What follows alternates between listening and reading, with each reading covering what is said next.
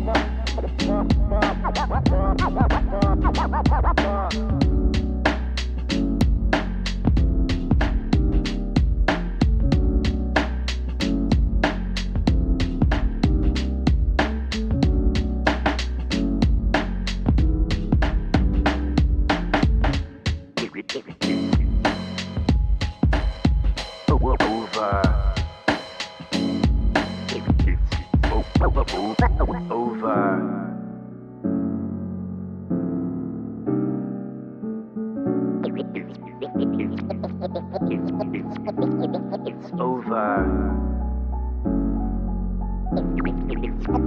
It's over.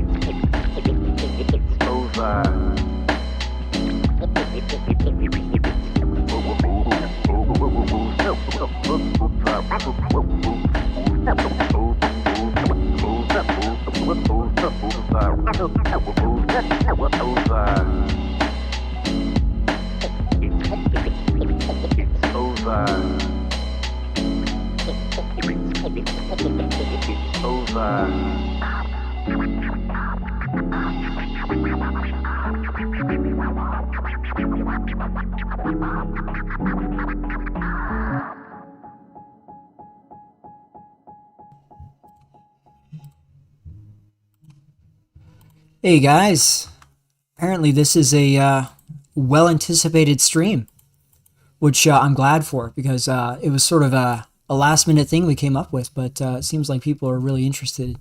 So yeah, we're going to be talking generally about Canada. It's going to be less topic specific. It's going to be a little more general, but we already have some things that we so.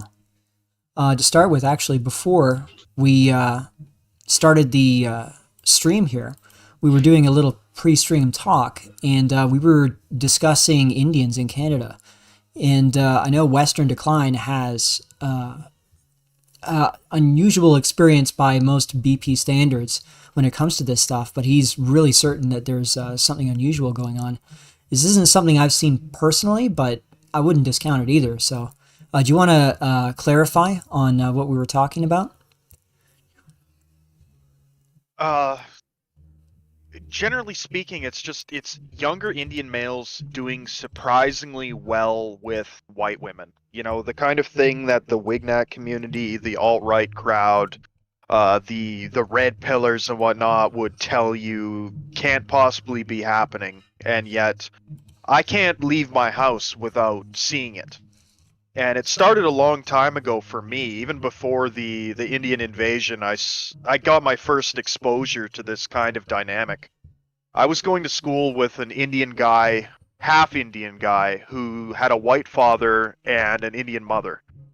And he had an older sister that got like the genetic lottery hit. Like she looked like an exotic Stacy. Okay, like she only dated white guys for the most part, and this put some kind of a chip on this guy's shoulder. And it was never cured, even though he went through like a string of 5 or 6 white girls when we were in high school together. And they were all cute. They were like higher tier Beckys. This guy was not as blessed, you know. He was okay looking, but he got manlet genes. I think he capped out at like 5'6", but he still did way better with white girls than I did, and this was over a decade ago. So that's when I kind of started noticing it. I never really believed this whole narrative that Indians are completely undesirable. I would say that it does apply the more adherent to his home culture he is. So if the Indian guy's wearing the turban, the trip, you know, he's unkempt,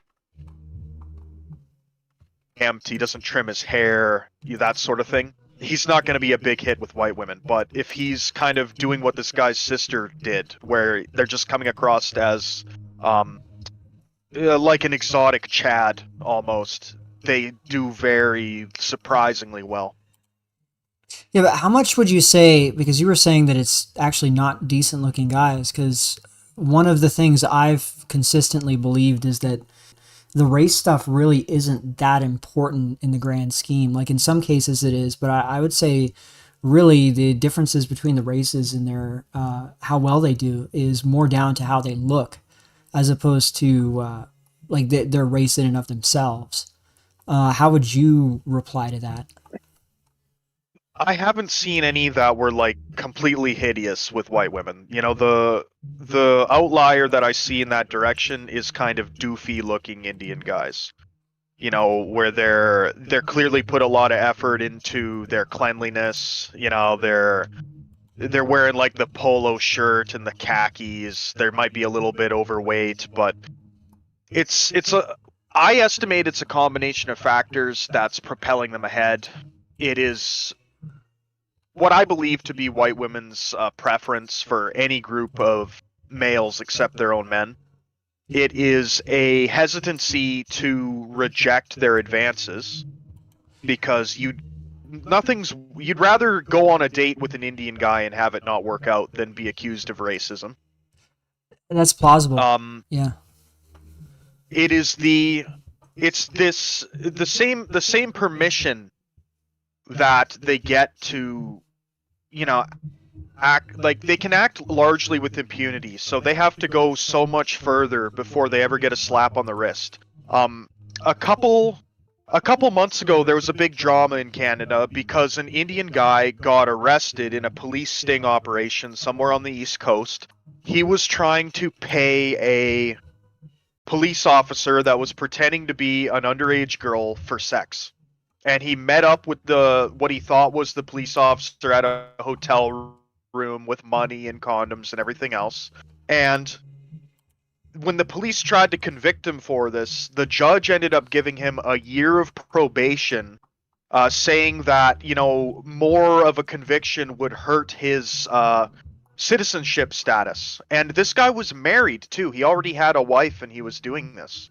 So he got 1 year of probation for that.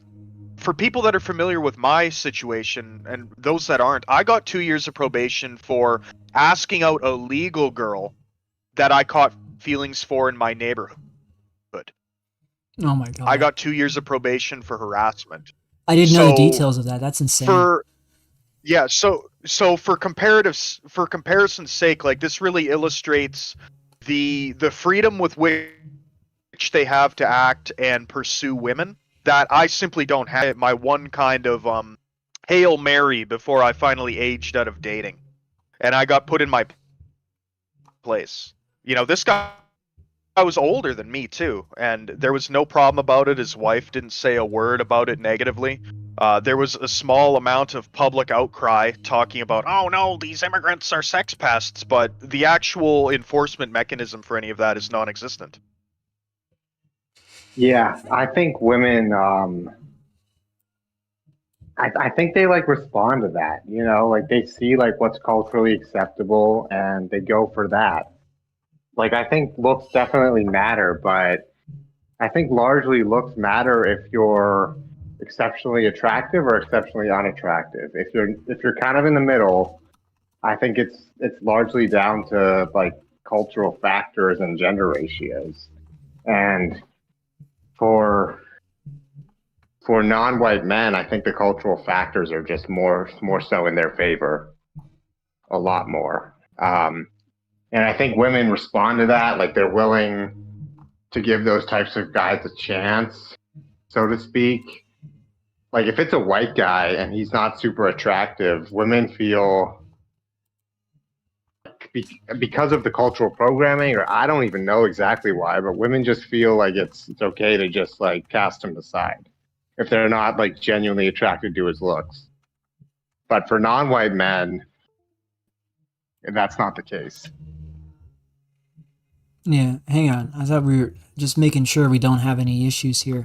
I'm seeing the bitrate looks fine on my end. Is anyone able to hear me right now? Yeah, I can hear you. Yeah, I'm just looking at the chat right now because people are saying they can't hear anyone. Oh, bitrate just got nuked. That's why. Fucking hell. Dude, that's another thing. The internet in this country is just so dog shit. That's because fucking It's like Rogers. it's the monopoly. Yeah, no competition. Yeah, well, I also have to deal with a boomer One provider that just rents out infrastructure. Yeah, I have to deal with a boomer that streams useless shit. And this clogs up the stream. Oh, here we go. I think we're back. Yo, are we back? I think so. All right. Yeah, it's clipping out. Audio's good. Okay, audio's back. All right, so we're good. Okay. So sorry about that. Back to what we were talking about. Stream, are you guys listening to? I don't know. Look, there were some issues, but we're good now.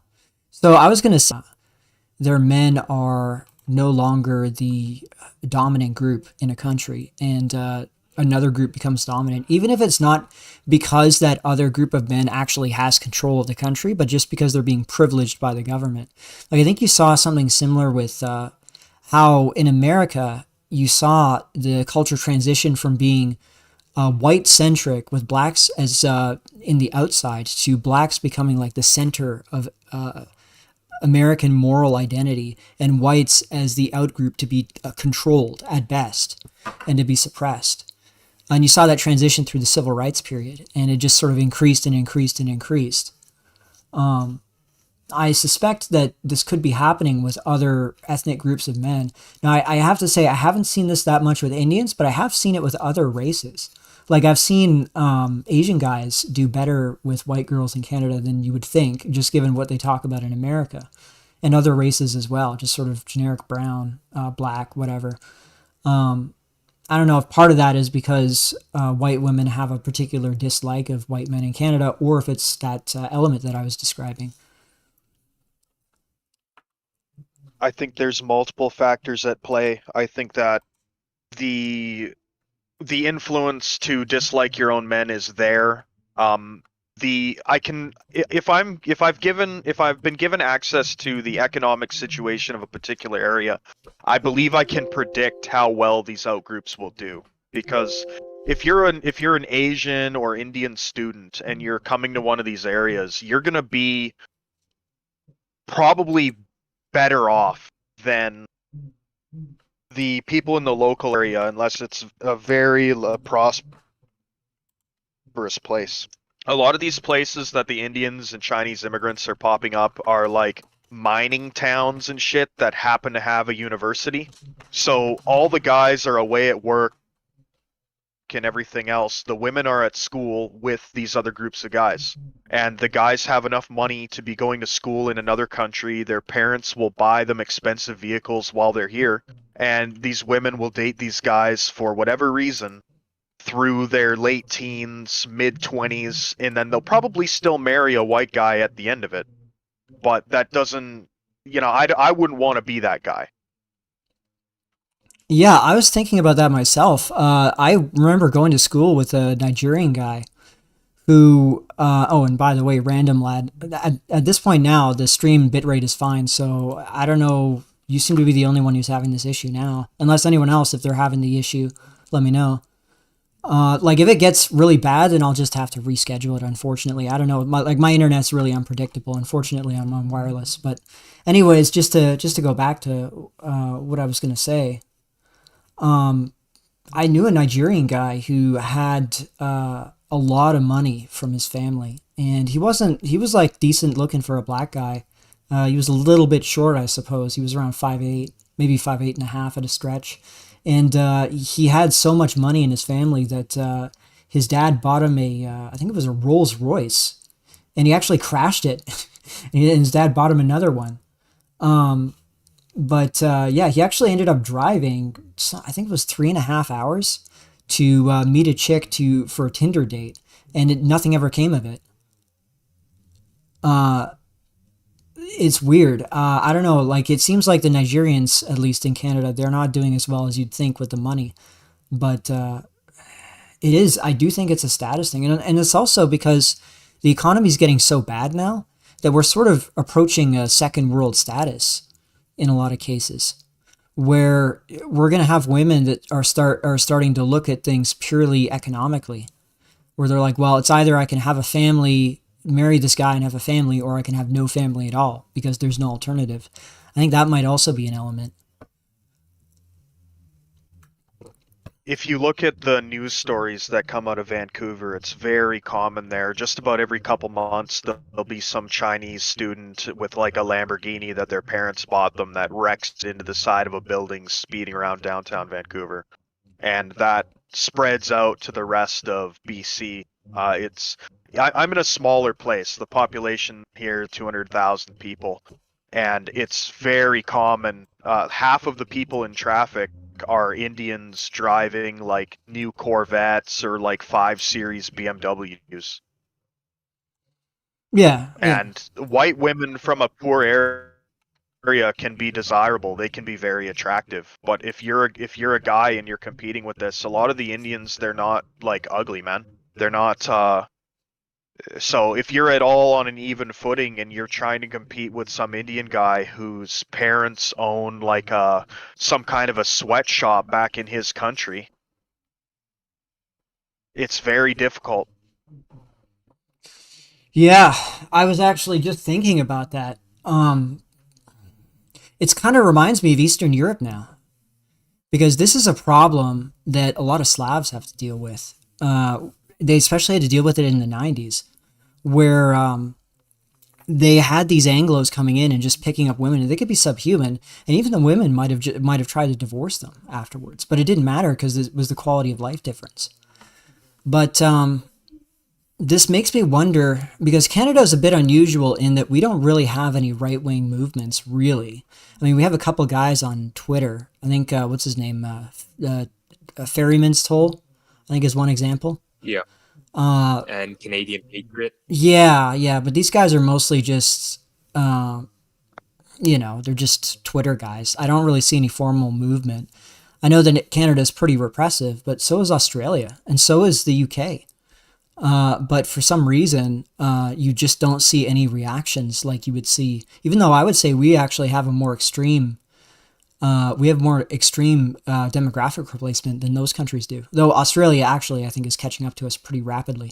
But they have like a full-blown like neo-Yahtzee movement in Australia. I think it's a geographic issue because Canada's a tremendous landmass, and you'd have to correspond with these other people online. You don't have the economic ability to go like meet up with them and do any of these things, even if you could. You know, what am I I going to think- travel 5 provinces to go hang out with an active club? Yeah, I think also it's kind of the base stock of the countries. You know, I mentioned in an earlier stream that of course, you know, Australia was originally like a prison colony, right? Whereas Canada was made up more of like British loyalists. So the founding stock of the country was kind of inherently more obedient. There might be something to that. Though, yeah, I mean, I do wonder. I mean, New Zealand, it has almost the same stock if we're talking about the Anglos as Canada does. Like, they're mostly Ulster Scots. Like, I'm talking the older stock, right? Obviously, there was later groups that came in, Germans, Slavs, etc. Talking more the older stock, the Anglos were mostly Scots-Irish, and it's the same in Canada.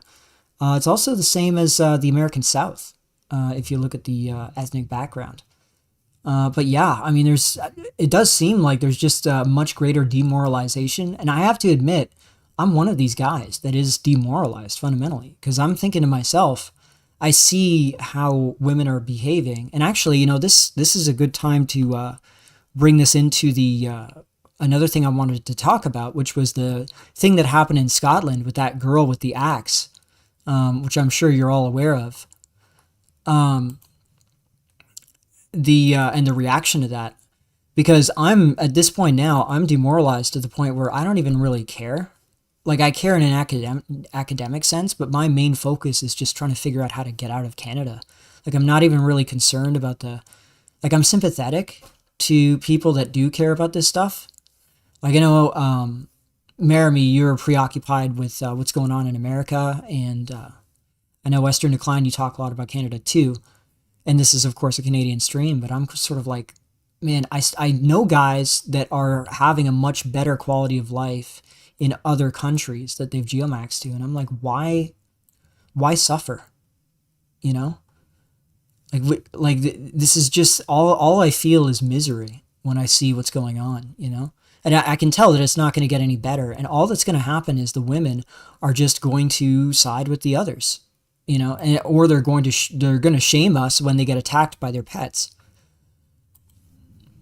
Anything to add to that, or? Well, what I'd add to that is if we use native Canadian, like Feather Indian, as an example here, I think that if you look at the domestic violence rates and the alcoholism and everything that comes out of the native Canadian population, I think as a demographic, those men are actually far and away the most incel, because their women acted like white women are starting to, and they've been doing it for like hundreds of years, where they perpetually disrespect their own men. They've turned it into this insanely cucked like matriarchy where they sit around and basket weave and bang the drum and shit, and while they try to fuck white guys. And that's what we have looking ahead for white women, where, you know, if I use my mother as an example, you know, my mother is now one of these elbows up, fuck carny, like boomer retards that thinks that they're going to be able to vote their way out of this, and that, you know, their political system isn't broken, and, you know, they have the power to change it. The first thing my mother did when she divorce raped my father was hop on a dating site so she can meet up with a black guy. For the last 15 years, whenever she worked under Indian males that would hire her for jobs she wasn't qualified for because they wanted to be in close proximity to a white woman. You know, she fills her pantry with like pre-made jars of butter chicken and shit. And now she's complaining to me that there's too many immigrants. Oh yeah. And they don't understand that their behavior is not congruent with actually fixing anything. You know, my own sister, I have like a Stacy sister, and although she didn't end up dating him long term, like my sister spent a period of time as essentially like a call girl. And one of her clients that would call her all the time was some rich like Chad Preet guy. And my Yeah. mother was fine with this. She met this guy, I would assume, through one of my mother's work connections. My mother was basically pimping her at like law offices and stuff that she'd work at. Oh man. Yeah, that's fucking crazy. So That's brutal. I have no hope for this country. It's like I'm kind of stuck here though because of my record. At best, I could potentially get my record forgiven in like 2028, and then I'd be eligible to leave the country again. But I think that this is what they're going to try to do. I think that they're going to try and give any kind of politically disaffected guy, any kind of malcontent, a criminal record if they can, because once you're tarred with that brush, you're treated as like a second-class citizen. People don't care what you actually did. They care, whether you have a conviction or not. So you lose your rights. If they were to do a draft, they'd probably do a penal draft to begin with, and a lot of people would be on board with it. Oh yeah. You're not Yeah. you're not going to be allowed to leave the country because you have this charge. You're expected to go down with the ship now. Yeah. When I was first told that, there's a whole list of things I can't do anymore until I get it cleared up. I can't own firearms, even if I get the licensing or anything else. Like, they told me that I'd be eligible to have it cleared in 2025. That's when they first told me. And then as soon as I asked about it when 2025 came up, they moved the goalposts to 2028. So I'm skeptical that it will ever even be possible. I think that they've got me trapped in this moving goalposts for the rest of my time here in Canada. I don't think it's ever going to be alleviated. And I don't think I'm the only person that's in this situation either. I think that this is the one of the methods that the CSIS or whatever has concocted to disarm political problem people for them, especially when you take into account how many people are in these fringe political movements because of their incel status, whether they I'd admit say it or almost not. all of them. That's been my position. Oh yeah. yeah. Yeah, so it's fish in a barrel to have women run around and just make false accusations to give guys records. We've seen that. If you've seen the news article with the UK, right? They have kind of mid but still attractive to dumb people, female police officers that are like 20s, mid-20s they look. They got tattoos and shit, and they're jogging around. And if you catcall, whistle, ask out, look at these women, they flag you, and then you get pulled over by police and you get hassled and they try to charge you.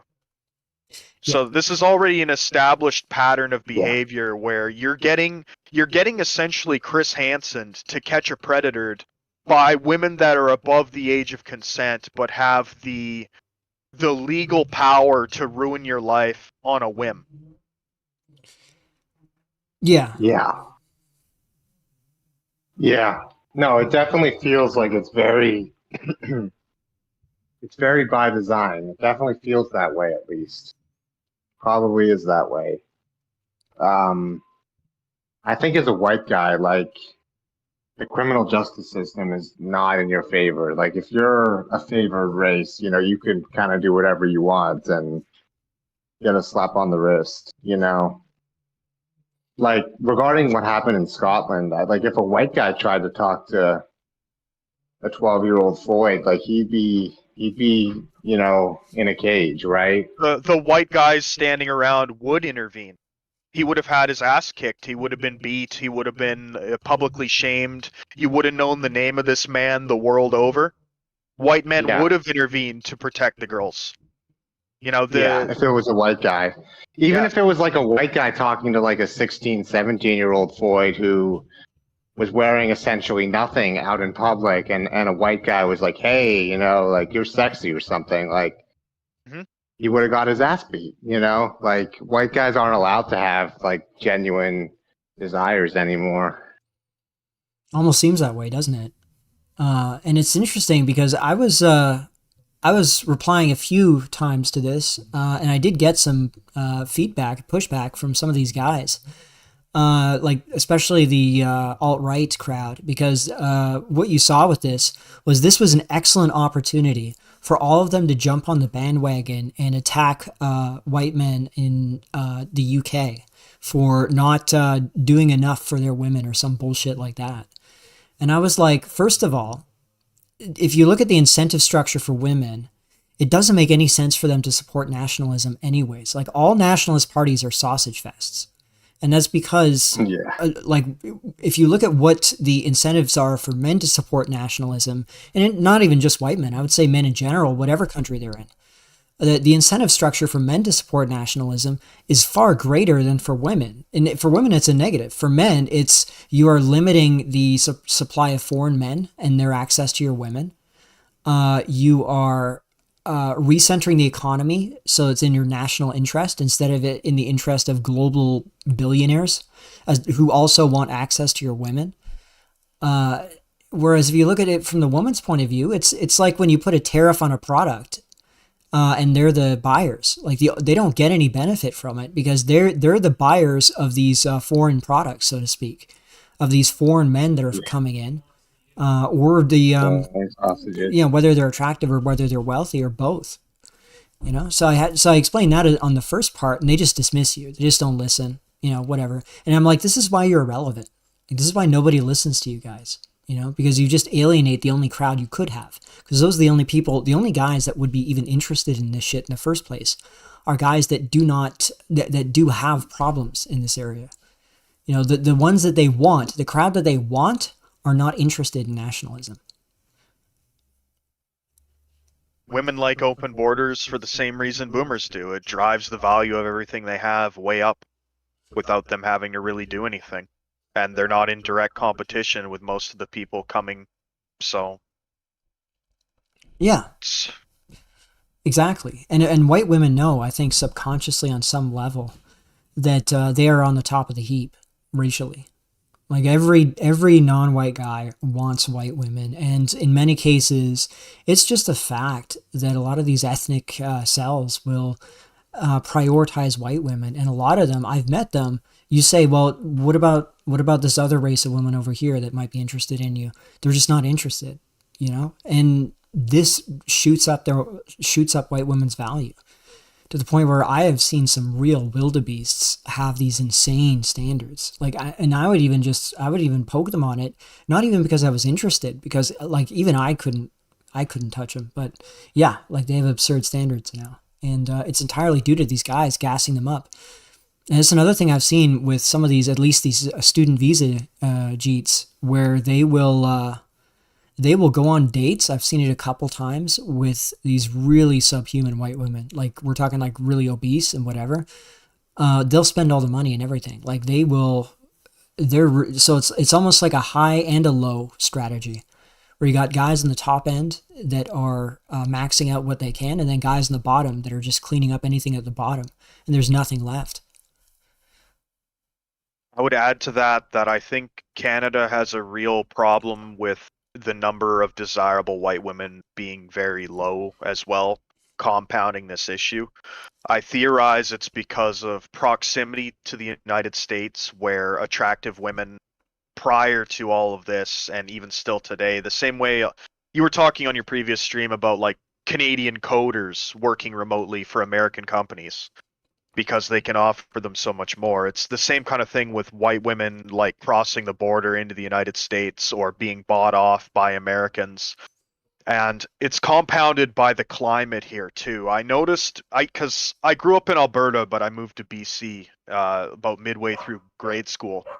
And I think what goes on with white women is that, you know the sort of phrases like, beach body and stuff like that. Like women see getting in shape for the summer as like a priority in some places. But like if you live in Alberta, you live in Saskatchewan, you live in like the Yukon, if you live in 80% of Canada, you really don't have a summer season. You might get like a couple weeks a year where you want to be in a bikini, and this creates like a fucking whole class of women that are content to look okay while they're wearing a coat. And that's much different from looking good while you're wearing almost nothing. So the effort they put in is minuscule, and it creates a feedback loop with their behavior where these women are in competition with more attractive women and increase their standards to that level to convince themselves that they are on that level.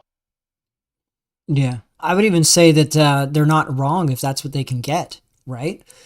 I mean, I know that from in like a cosmic sense, it's unfair. But if you just if these chicks are able to get like 7 out of 10, 8 out of 10 guys, well then their standards were not unrealistic, were they?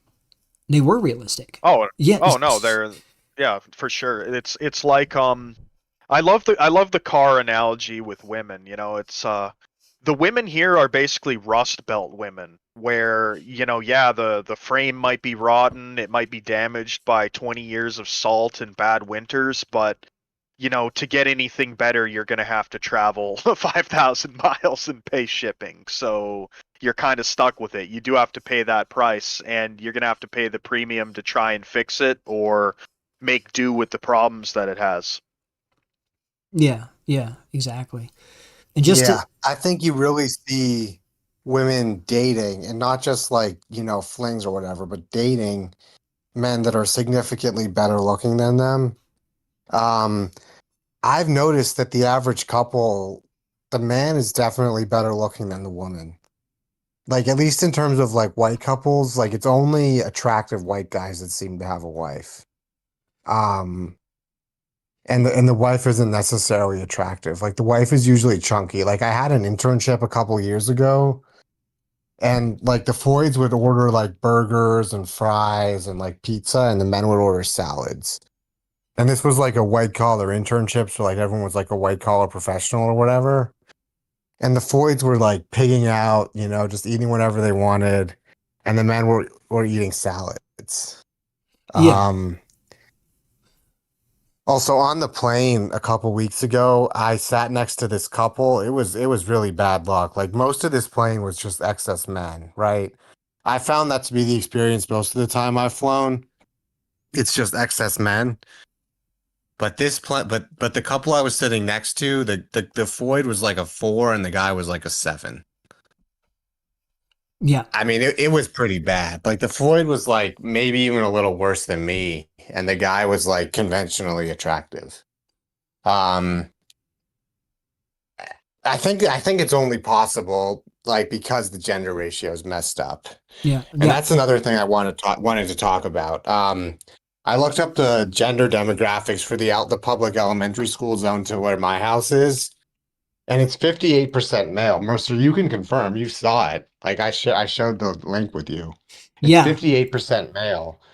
And I looked further into other elementary schools, and they weren't as bad, but I pretty much consistently saw like a male surplus, and especially in like nicer, like wealthier areas, it could be like 55% males at like a given public school. And private schools are typically like extremely male heavy. Like we're talking like 70% plus. So I think a lot of this problem is just a lot of competition, especially for white women. It's not even so much that they're sharing guys. It's just that there's not a lot of women. There's not enough women to go around, and they can be picky. Like if a 4 out of 10 woman like couldn't get a 7 out of 10, she'd probably settle. I mean, maybe I'm wrong. Maybe I'm being delusional or like projecting the male point of view, but I feel like women they do desire like relationships and like I don't know what I can say on the stream, but like they desire all that, and they can get it with guys above them, and that's why they do. It's not like some cosmic reason about like genetics or whatever. It's a simple ratio matter. I mean, men would be picky if we could. Like if you're watching a prawn video, you might be kind of picky. No, I take like 45 minutes to pick something out and then 5 minutes to use it. Yeah, exactly. Like men can be picky like when the situation allows it, right? Yeah. Well, this is like a Steve Hoka thing, right? The gender ratio that there's way more men than women, and it could be true. I wouldn't say skeptical, but I'm not completely convinced. I think you can like I made an argument using population pyramids that you can arrive at the same outcome without having a huge gender ratio gap. However, it is a fact now in Canada, due to immigration, that we actually have a major gender ratio gap in young adults. And we're looking at, I think it was something like 13% is where it's at now. And of course, it's all of these student visa guys. And they're all, because Punjab, among other northern Indian states, they have a huge problem with female infanticide and abortions. Like China, but actually kind of worse because they never got a hold of it. China's actually cracked down on it, whereas India is not. And so they have this excess male population, and they're basically like dumping these guys on us and making us have to deal with it as a population. Because they can't even be bothered to generate females for their own population. It's insane. It's this 8% population growth among males aged 20 to 24 in 1 year. And that's a small age window too, and this is what they're actually admitting. This doesn't take into account all the people in kind of legal gray areas or that came in illegally or aren't on the paperwork yet. It doesn't take into account all the males that might have come over as like visitors, like, oh, my cousin's going to school there, I'm going to go visit him, and he's there for 6 months. Yeah, exactly. And we also have a lot of illegals on here because unlike normal, well-functioning countries, we don't have any kind of immigration enforcement where you can stay illegally over your visa and there's no way to deport you because we don't have any variant of ICE. We just hope that you leave eventually. That's basically what happens in Canada. It's ridiculous. So we have who knows how many illegals here as well. Because I mean, a lot of these guys, they work under the table anyways. Because the typical strategy is they will borrow money by mortgaging their house in Punjab or their farm. And then they will, because they have to have a proof of income, like proof of the ability to support themselves in Canada in order to come here as a student. And so they go to one of these scam colleges once they have that maybe $50,000 or whatever, and they have to submit that to the Canadian government and they get it back in installments. But because this is borrowed money, this isn't real accumulated wealth, they immediately work as much as they can to send as much money back to India to pay off that loan as possible. So they're literally coming in, they're draining the country, and they're all only dudes. And this just, even if you don't take the position that Western Decline is taking, where Indians are actually doing better than you'd think, even if we set that aside and we don't consider that, the very fact that there's so many of these extra guys here, they're putting pressure on the bottom. And this forces the standards up. So even if you don't accept that, it still is a really awful situation to be in. Even if you don't accept that, economically. Even if you don't accept my opinion that they're punching above their weight, okay? Let's say you can say 1 out of 10 Indian guys is attractive enough to score a Becky, okay? You could even make it like 1 in 25, right? But because they're all this young age cohort and they're coming in such numbers, like Canada was only a country with a population of 35 million, maybe 35 million people. Half of that's male if they're all white. Okay, let's just pretend it's all white people in Canada. What percentage of that is a white girl that you'd actually want to fuck of the 15, 20 million Canadian women? Let's be generous. Let's say like 40% maybe. So you have maybe 5 million age appropriate white women for coupling without taking into account any other numbers, okay? Not her body count, her weight, her tattoos, her economic status, her LGBT status, her HIV status, and you're bringing in 1 million documented Indian males every year. And they're not bringing in old ones. They are, but it's all on top of this, the family members that come over afterwards to use the medical systems. And the same way you were talking about how Canada doesn't have the immigration enforcement, it doesn't have anything to deal with the illegal immigration. It also doesn't have anything to deal with the drugs and the firearms that these Indians get from across the border too. So if you're not deep in criminality yourself as a white guy, we were discussing, I think it was the other night, somebody was talking about how they knew a guy that he got in like a fight with one of these ethnics. And next week, he's got 20 of their cousins coming to like beat him down together. Okay? Imagine dealing with that, but added firearms and everything else on top of it that you don't have access to because you're economically trapped living with your mommy who doesn't want guns in her house. Yeah, it's ridiculous. And I remember getting into an argument with this chick once, where she was taking the conservative line, but she was also engaged to some Indian guy, and I was like, "Don't you see a contradiction here, where you're taking like the anti-immigration position, but you're married to some Bangladeshi? I think it was actually a Bangladeshi." And she just sort of, it's weird. It's like they don't see the contradiction there. And another example would be, what's her name? Fuck. What I'd like to point out here is that who deflowered Lauren Southern in high school?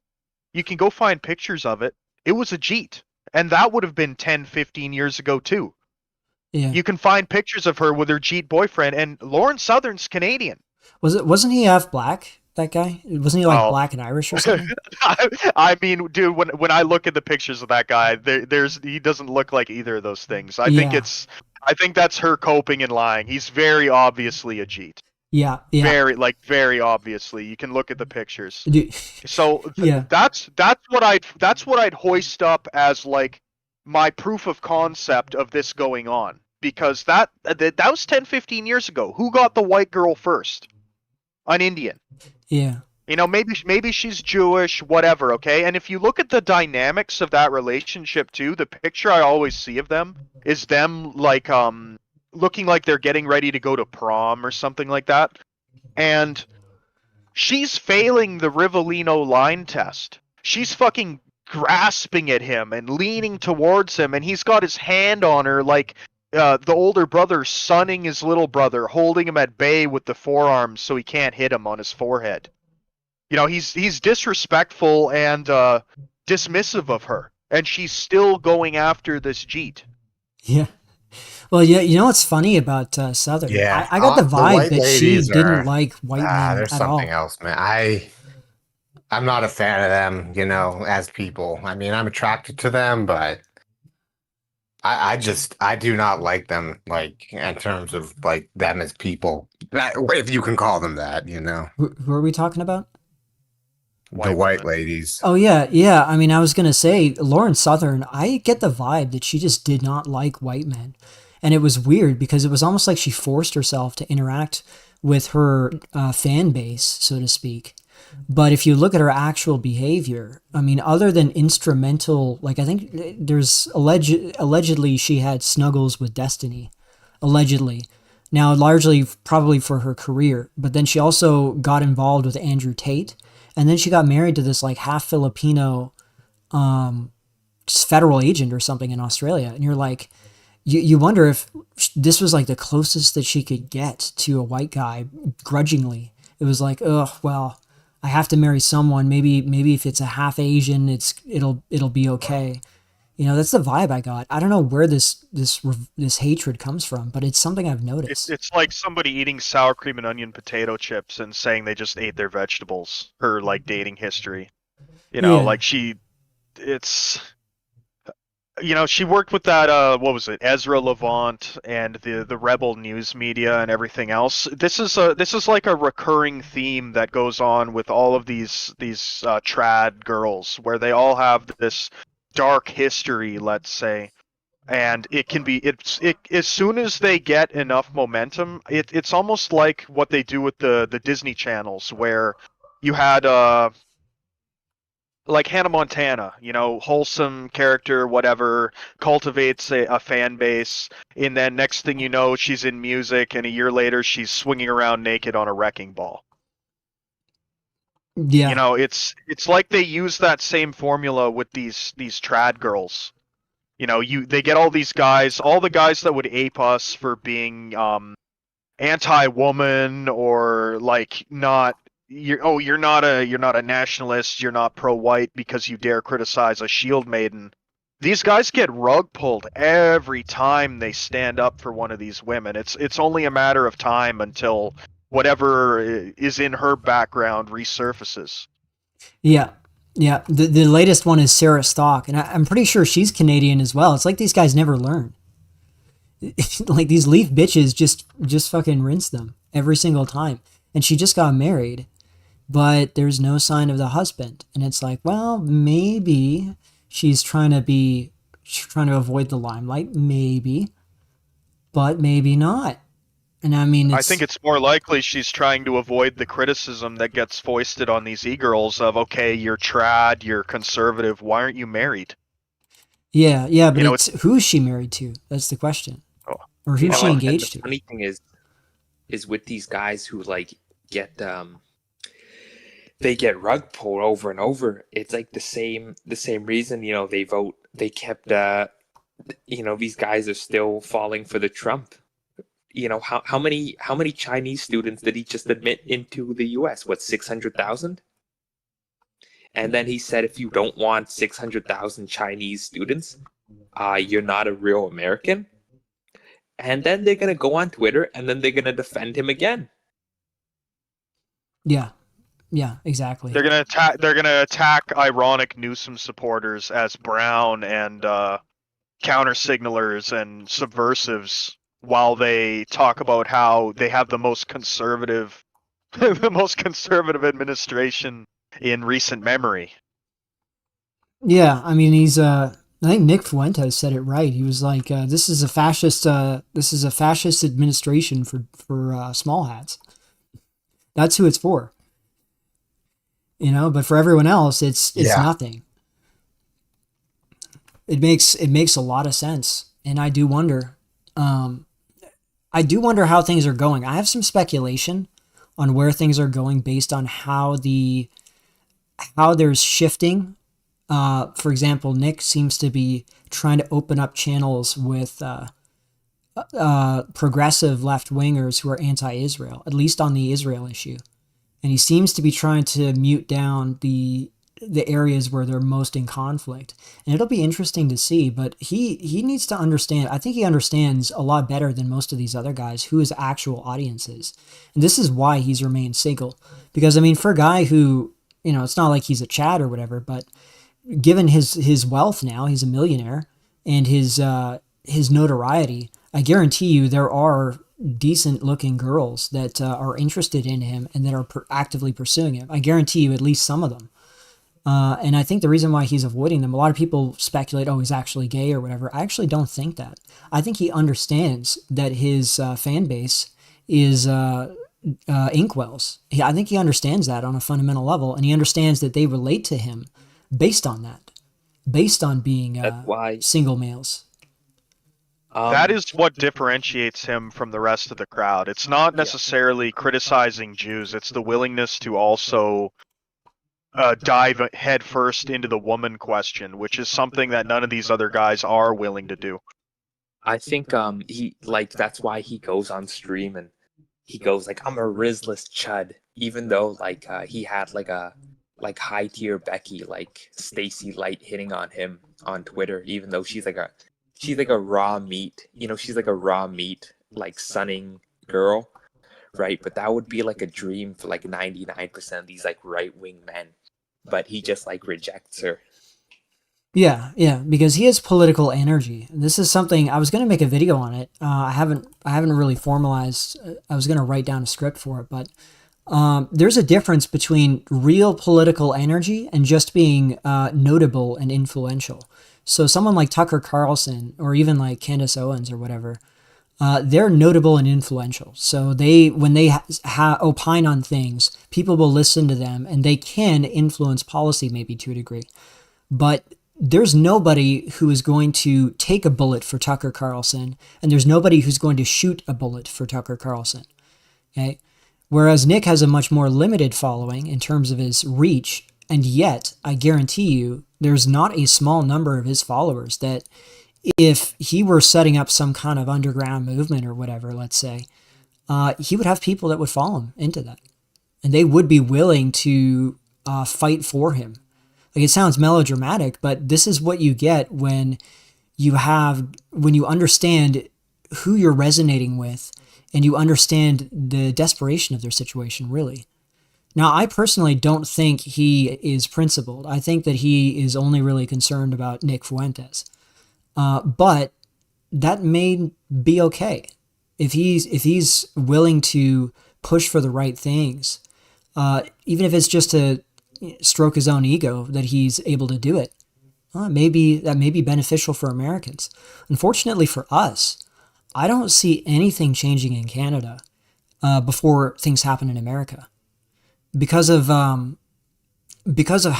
if anything did happen in Canada before America, the Americans would just roll their militias in and wipe us out.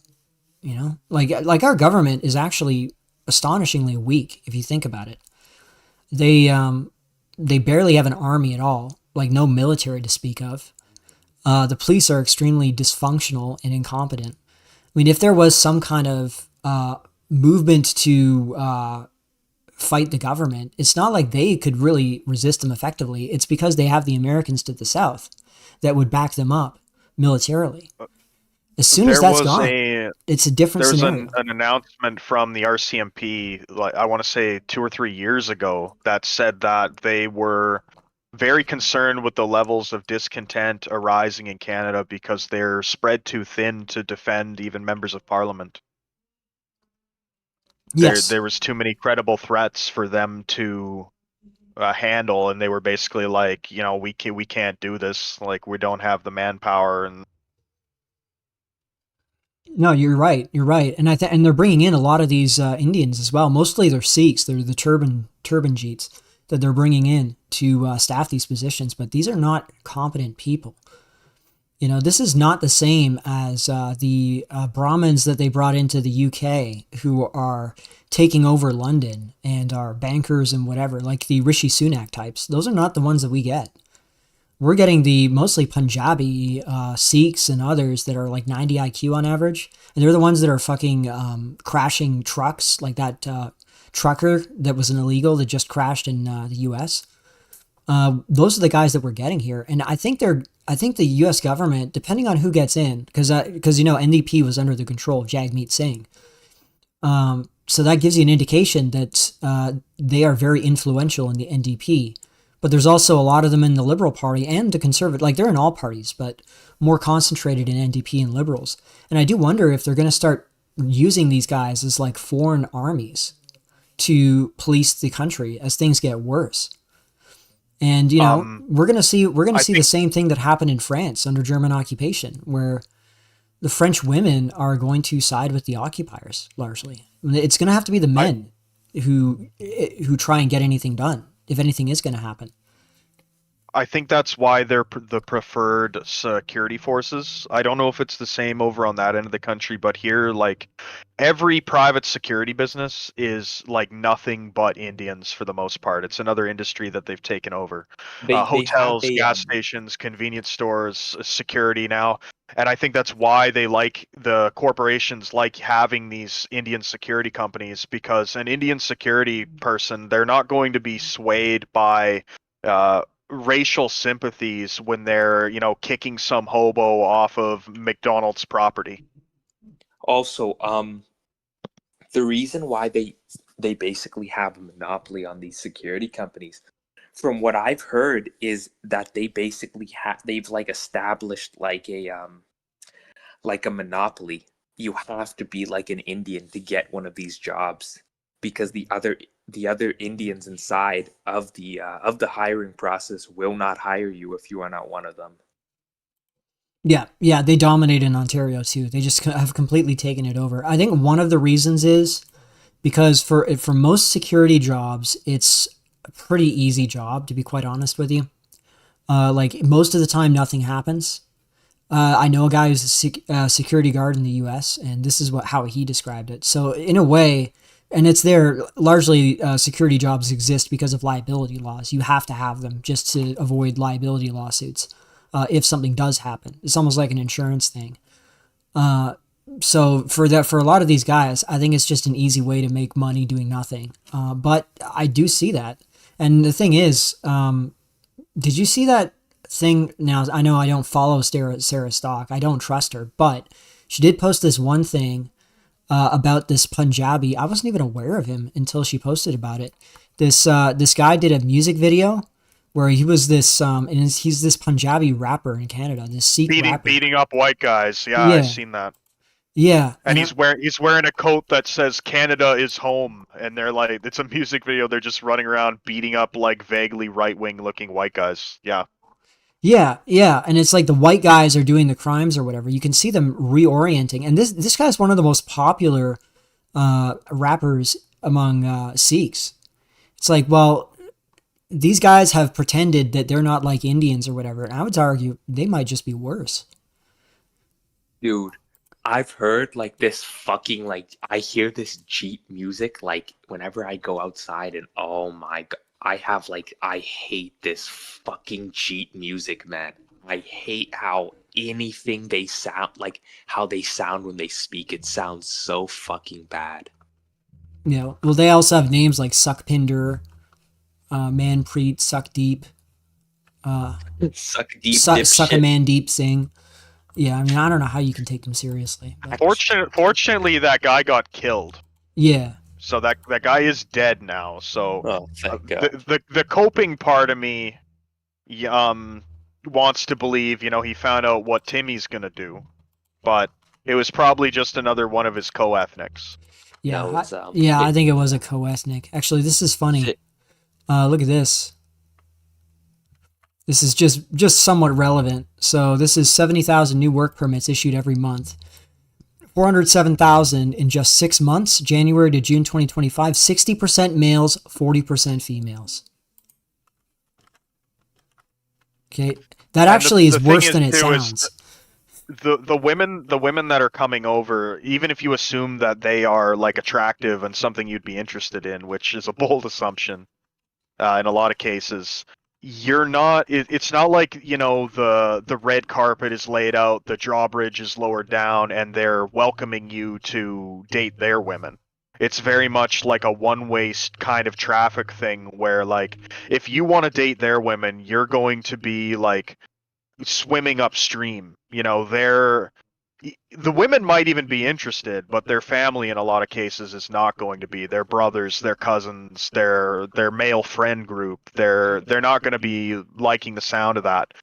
But you are not allowed to intervene. You are not allowed to intervene on the behalf of your women, because that is that's a decision that has been taken away from the influence of European white males. You're not in a position to help with the selection that your female family members are making. That's deemed inappropriate for you. Exactly. And they will, and the thing is, it's not necessarily that they attack the men. Like I've seen black guys in the US occasionally. If an attractive black woman is with a white guy, you'll hear stories about them getting jumped and beaten up by like the man specifically will get beaten up by a bunch of black guys who are jealous of it or whatever. It has happened from time to time. I've read stories about it. But if you look at how Indians, Sikhs, and especially the Muslim South Asians, like this is especially concentrated in them, they don't even really, like they will attack the guys, but they will focus on attacking the women. Like this is where the acid attacks come from. where these chicks Yeah, will you're get you're, you're disappeared. getting into honor killing territory. Yeah, exactly. And that's exactly what happens. I've followed there's this forum that's kind of like a 4chan spinoff for women. It's called lolcow.farm. And you see a lot of like anti-male, it's largely like feminist adjacent anti-male stuff.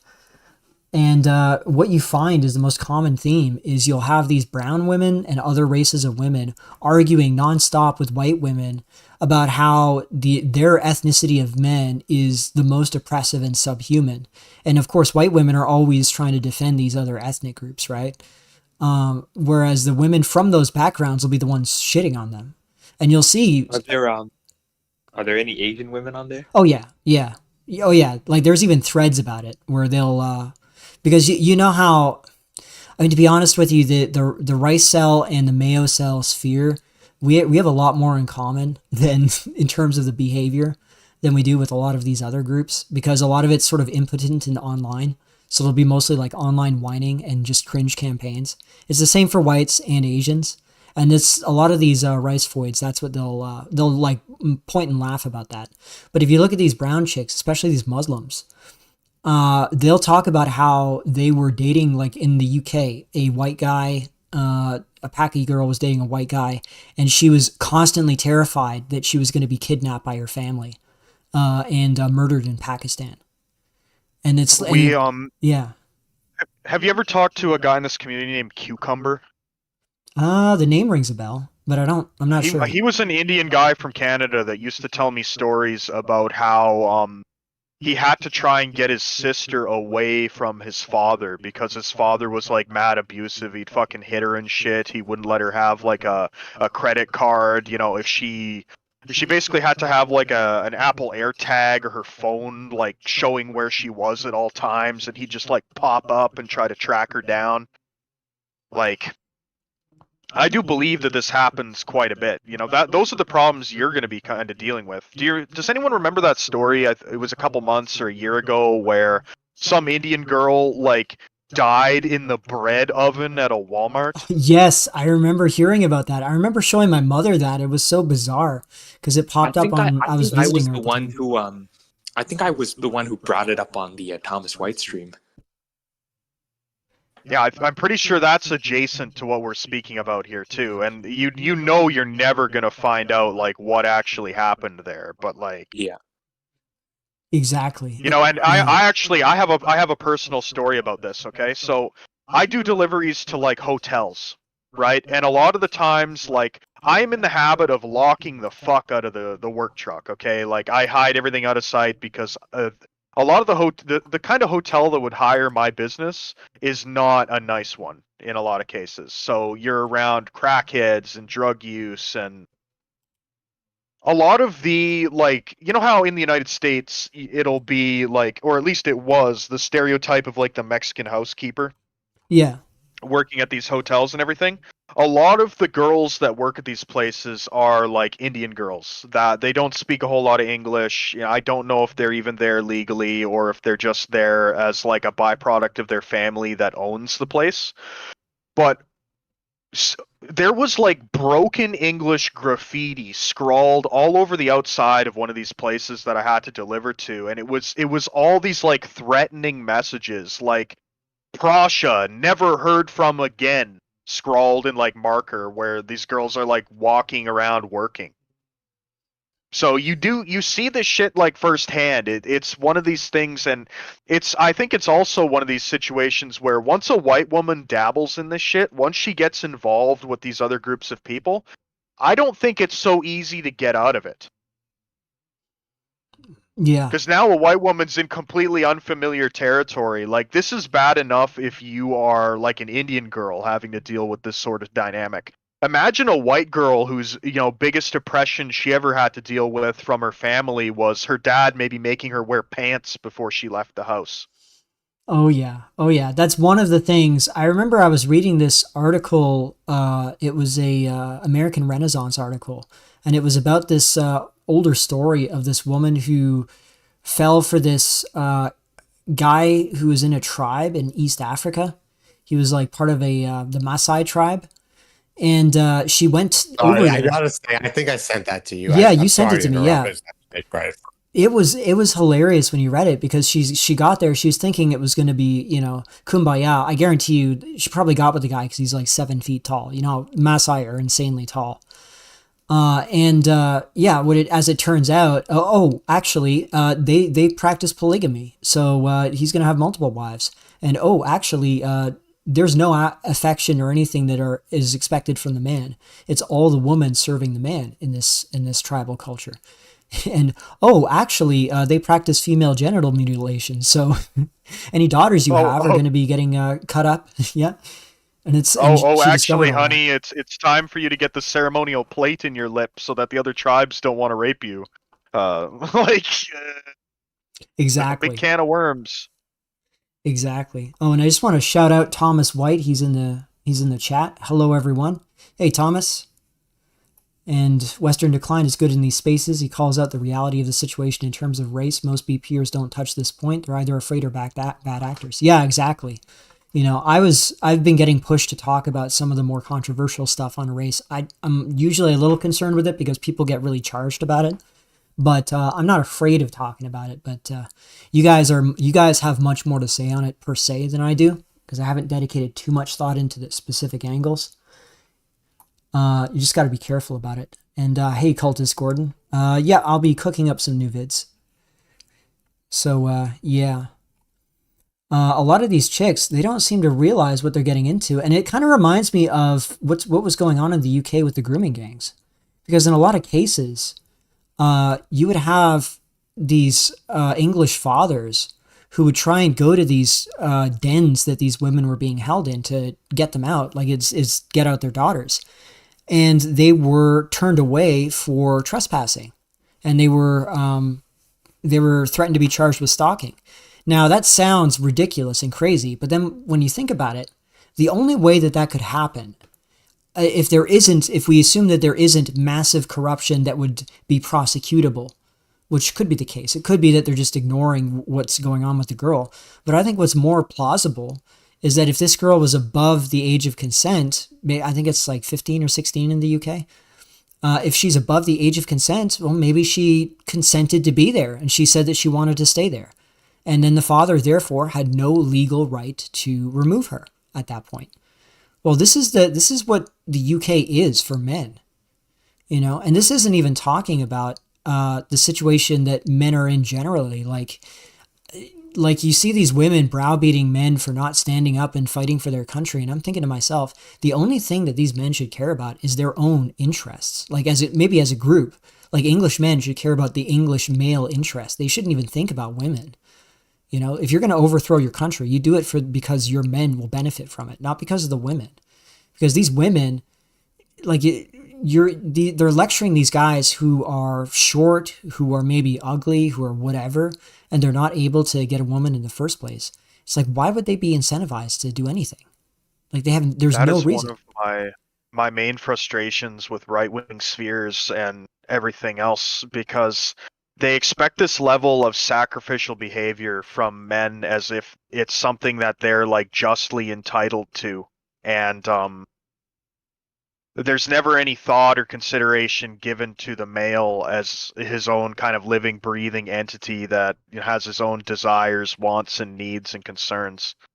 I think Nick Fuentes kind of brought this up. He was like, I'm kind of paraphrasing here, but he gave a long speech, but basically in short, it kind of went like, they're always talking about what the men need to do. Men need to do that. Men need to do this. Men have this responsibility. Men need to do everything. But women, we can't impose any kind of responsibility on women. Women are perfect the way they are. Everything they do is great. And, if they do something bad, it's actually your fault for letting them happen. They're never responsible for anything. Well, and the women complaining about these topics, they show more open hostility and disdain to their own men that they're trying to browbeat into acting a certain way than they do for the perpetrators. And it's not just like a UK problem either. If you guys remember the story where that white girl got robbed on campus by some black guy, I think this was a year or so ago too. They weren't outraged at the robbery. They were outraged at the white boy that didn't want to get between, the black guy with the firearm and the white girl and just kind of sat there watching the whole thing unfold. That's who they were enraged about. And it wasn't just women that were acting this way. You had girl dads that were out for blood. They were talking about if I seen a guy act this way while my daughter was in trouble, he better never let me get his hands on him. Oh, But They how were would they feel fuming if their about it. daughter got involved with an African American male? Yeah. Like, Look at that comic. Look at the comic on the screen. I love how on the right the hands are basically white. Like there's two pairs of like white hands. Yeah. Let's interpret that as an there's Albanian. There's more Caucasian hands reaching out to grope on the screen than there are brown ones. Yeah. Oh yeah. that's so unrealistic. Yeah. It's insane. And the e-girls on the right wing absolutely went berserk on this thing. There's this one chick, her name is Philosophicat. She's like this esoteric Evola-ist chick, but she always takes the time to lecture and browbeat guys on, like, she LARPs about the race stuff, but she's always focused on what the guys aren't doing. And I'm like, these guys, I would tell these women, if you want guys to feel motivated to participate in protecting you and changing the future, why don't you fuck them and get pregnant by them and then have babies with them? And then suddenly they'll have a stake in the future. Because I remember my father once, I had a conversation with him and he told me is the first time he had kids, when he had a child for the first time, it completely transformed the way he thought about things. Because suddenly his world was centered around this child and trying to make sure this child's future is the best that it's going to be. And all the care that he was directing towards himself up until that point then became focused on the child. Like, if you want men to think like that, you gotta fucking get knocked up by them. And you can find them pretty damn easily. A man's freedom is like his hymen. Once it's gone, you can't get it back, and it's very important for, like, the formation of a family. If you give up your freedom for the wrong woman to protect children and a woman that isn't yours, that's the end for you. Odds are you're not going to be getting conjugal visits. You're not going to be a high-profile guy where, you have a long line of fangirls trying to get pregnant by you while you're boxed up. You're going to be persecuted to the fullest extent of the law and then some for daring to intervene against the New Britons or whoever else that you're dealing with in these situations. You can't afford to be throwing that away willy-nilly on women that didn't in any way personally benefit you. Yeah. Yeah, exactly. Exactly. Is there anything else you guys want to add to that? Yeah, I read a good take where a guy was talking about how these girls are the byproduct of many generations of failed selection from women. And I can't help but agree with that. If it's a very contradictory situation, because if you are in a situation where you fear so much because of the environment with the foreign threats that you're going to carry like a large knife and a hatchet when you leave home, you are in a situation where you shouldn't be leaving home without a male escort. Okay, you shouldn't be if you have that foresight to think, oh, I better bring fucking medieval tier fist weapons and daggers and shit with me because I never know what trouble I'm gonna run into. Why are you out there? Why is it so important that you be running around the streets unsupervised? Where are the parents? How many things have to go wrong for this to be a news story? And it starts at home. The immigrants are the problem, but who's allowing it to get to this point? Yeah, like why are they outside? And why is it that you have 13-year-old girls that can be plied with drugs and alcohol? Like I don't know what's going on in the UK. I grew up in a suburb in Ottawa, which was about a middle class suburb, and then there was also a smaller town that my mother's side was from that was further out, further west. But I don't recall in either of those situations any of the girls that I went to school with getting involved in anything like that. Like, what the hell is going on with these people, first of all? And second of all, this indicates that if you have no control over these girls, what are you supposed to do? Like, you can't hold men responsible for protecting these girls when they have no ability to influence their choices in the first place. Yeah, their own parents are incapable of making them act in a certain way or are uninterested in doing so, yet you're supposed to make it your personal impetus to act where their own parents won't? Yeah, yeah, and I remember I was getting into an argument with one of these chicks, and she was like, "Oh, they're gonna murder you all when they take over, so and we're just gonna be saved because we're women." And I'm like, oh, well, I mean, if you look at the history of Islamic conquest, they mostly just conquered the area and then converted everyone to Islam. Like, at least that's what the Arabs did. And, this is not something I want to see happen. But if we're talking about who's going to end up on the worst end of this arrangement, men or women, it's pretty obvious that it's not going to be the men. Like, yeah, it's going to be bad for both parties. But at least when it comes to, if you look at like Albania and Bosnia, which are the two European countries that have Muslim populations, Muslim majorities, I believe. Those are examples of countries where they have a lot fewer problems with women than we do because they don't have the kind of protections that women have in Western countries. They can't get away with the things that they can get away with here. And it's largely because of the influence of Islamic culture being much more rigid than, Christian culture, so to speak, or post-Christian culture. So I'm like, you guys really don't know what you're potentially losing here. And you add to As a that, man, you're going to have to like grow out a beard, pay lip service to Islam, use a prayer rug once in a while.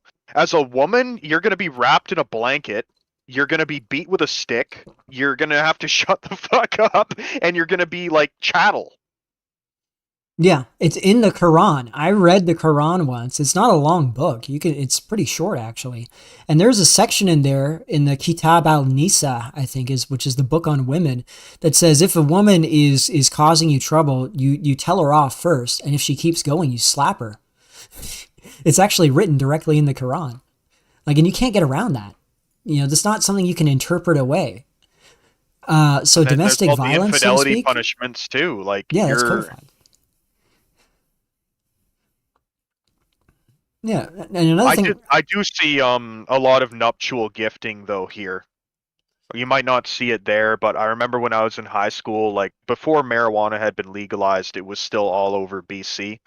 And a lot of guys got into dealing weed not to make money, but just to have it on them at all times so that they could ply girls with it. that's true. Because Yeah. girls didn't have money, but they'll suck your dick to get high, and there was a lot of that going on.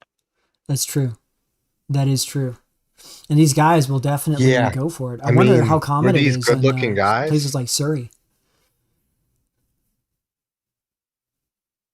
Were they good-looking guys? Not particularly. Those guys could get their dick sucked without the drugs, but you generally speaking, like average or upper tier normie looking guys that wanted that edge. Okay. I think the same thing kind of goes on now, but it's more difficult. It's not it happens, but it's with like coke. Like the guy that has access to uncut coke is the one that gets all the favor and royalty treatment from women now.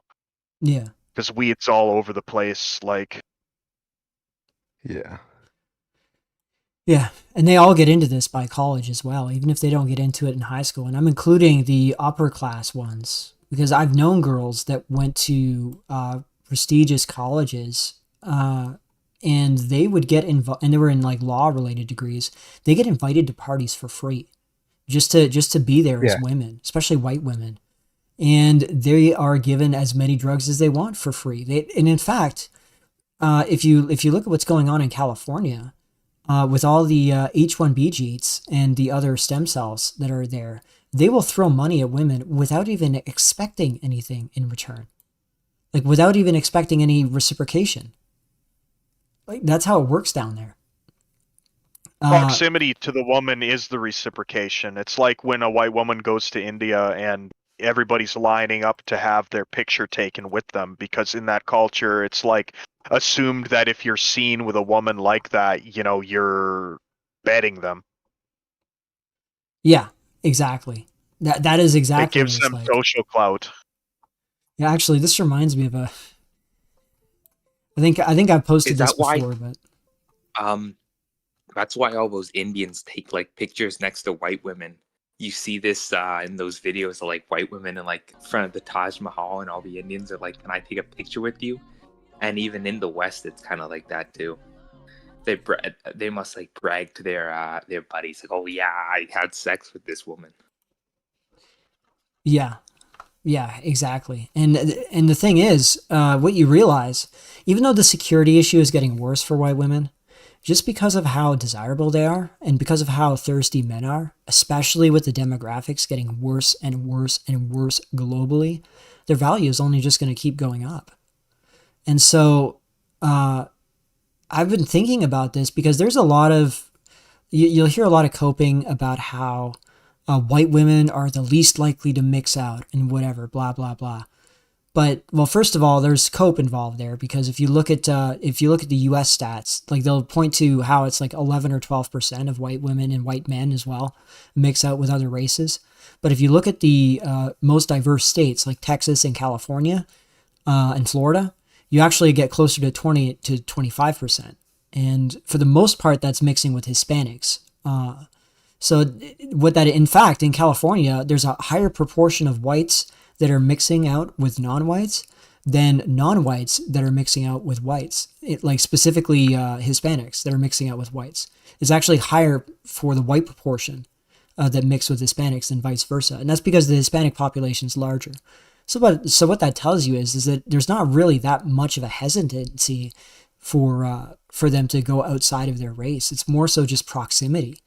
And then you combine that with, if you're a white woman, and we had mentioned this a little earlier in the stream, if you're a white woman who comes from like a poor background or like a non-wealthy background, or whatever, mediocre background, you know that you can leverage your race to get not just a more attractive guy, but also a much wealthier and higher status guy of another race. Yeah, and also, yeah, the funny thing is the stat they use is the marriage one, right? Yes, yeah. Right. Don't they know black men don't marry? Yeah, they always tout the marriage statistic. Exactly. I have to believe it's an intentional ignorance, because it's too discouraging to think women that are already they're getting married in their 30s, if they get married at all. They're initiating divorces, thinking about what they're actually doing until they get to that point. It's like I can't think of a good analogy, but there's absolutely no incentive for these people to be intellectually honest about what's probably going on up to that point. Yep. And I remember when all those, like, you know, those dancing like sorority girls were getting posted on Twitter, and the right wingers were like, "Oh yeah, we're so back," right? oh yeah, And then I remember some, like, honestly, this is the first Baptard I agreed with. He was like, "Dude, like, all these women are like whores. Like this is what the right wing cheers for now. A bunch of women in practically underwear shaking their ass to Nignog music, right?" But then, you know, then you have all like the Wignats, they came running and they're like, "Oh, but they aren't actually whores, you know, sorority women aren't whores. You know, my wife was a sorority woman and she only had like this many bodies, and sorority women only have, you know, 3 to 4 relationships throughout college." And then everybody was like, "What the fuck?" Like, and they were like trying to collectively gaslight everyone that it's not that much. It's, "Oh bro, 3 to 4 relationships in college. So not not plus high school is not that much.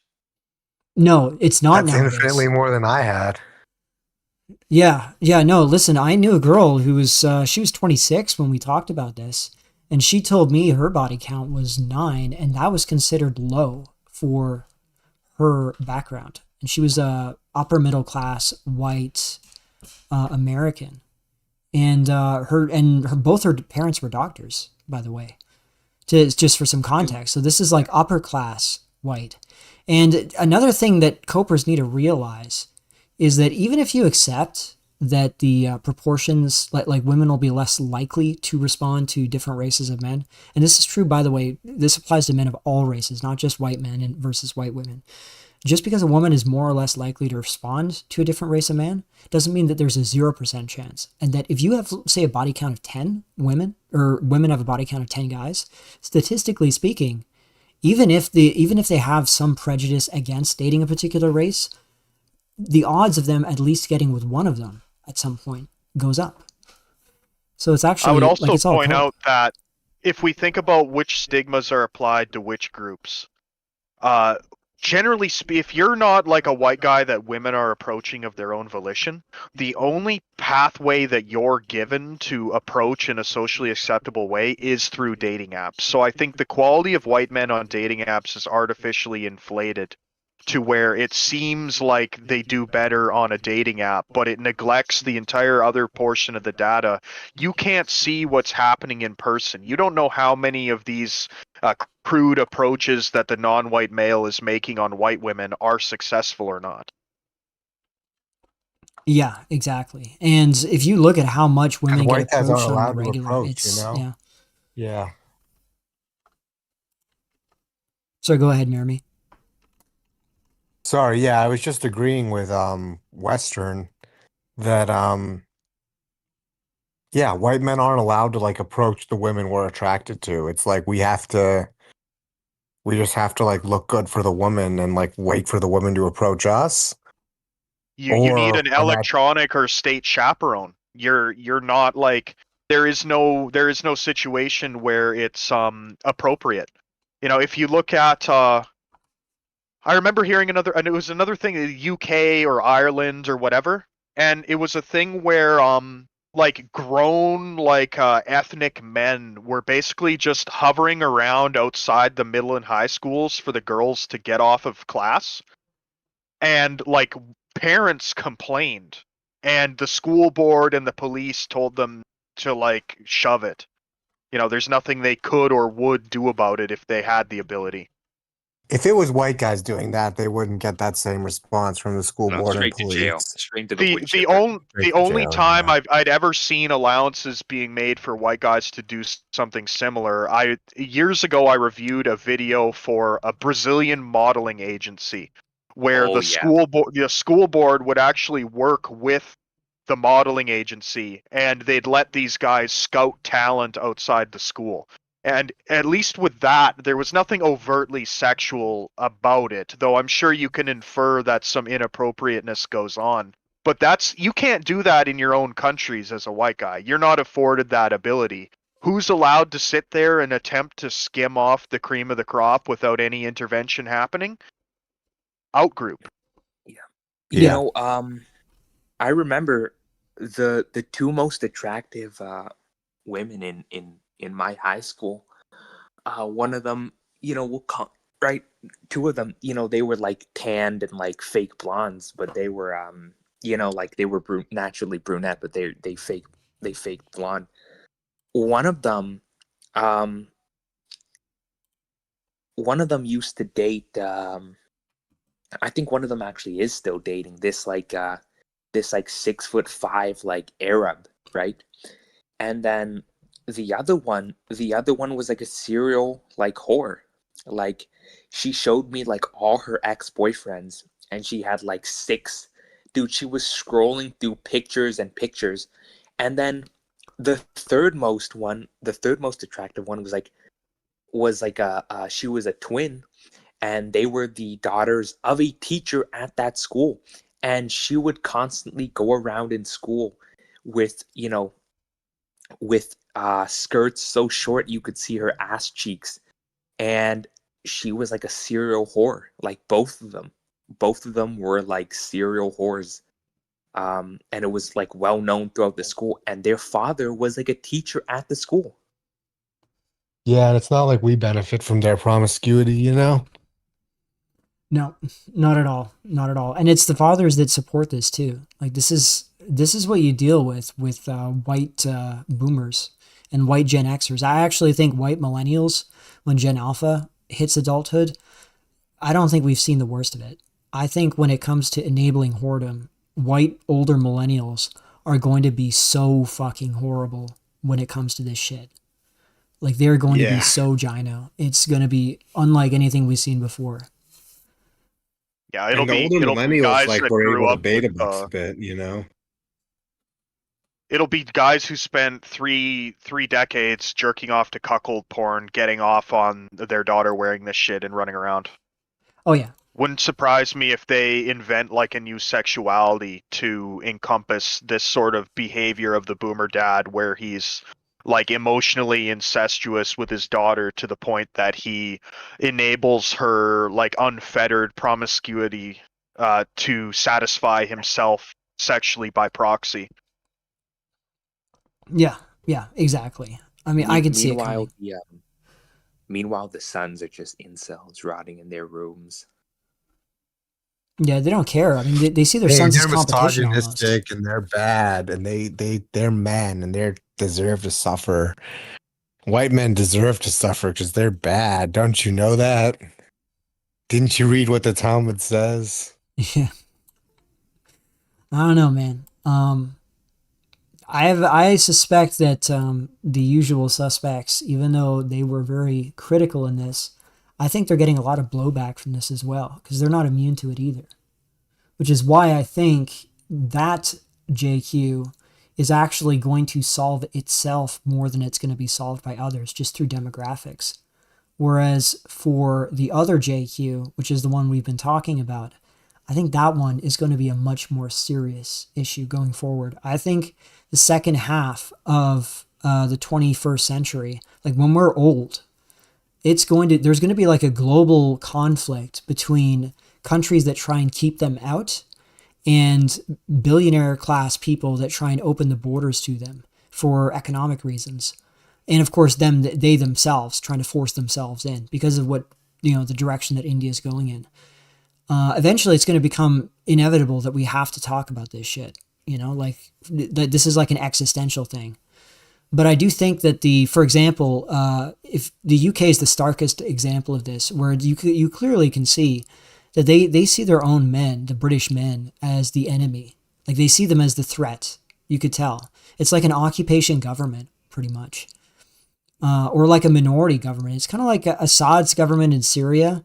I know that there's people that are pro-Assad because they don't like Israel or ISIS, but if you just look at the structure of their government historically, it was ruled by this minority, and they were hostile to the majority population of Sunnis, and it was like an occupation government where the minority elite hoarded all of the powerful positions and they siphoned off most of the wealth.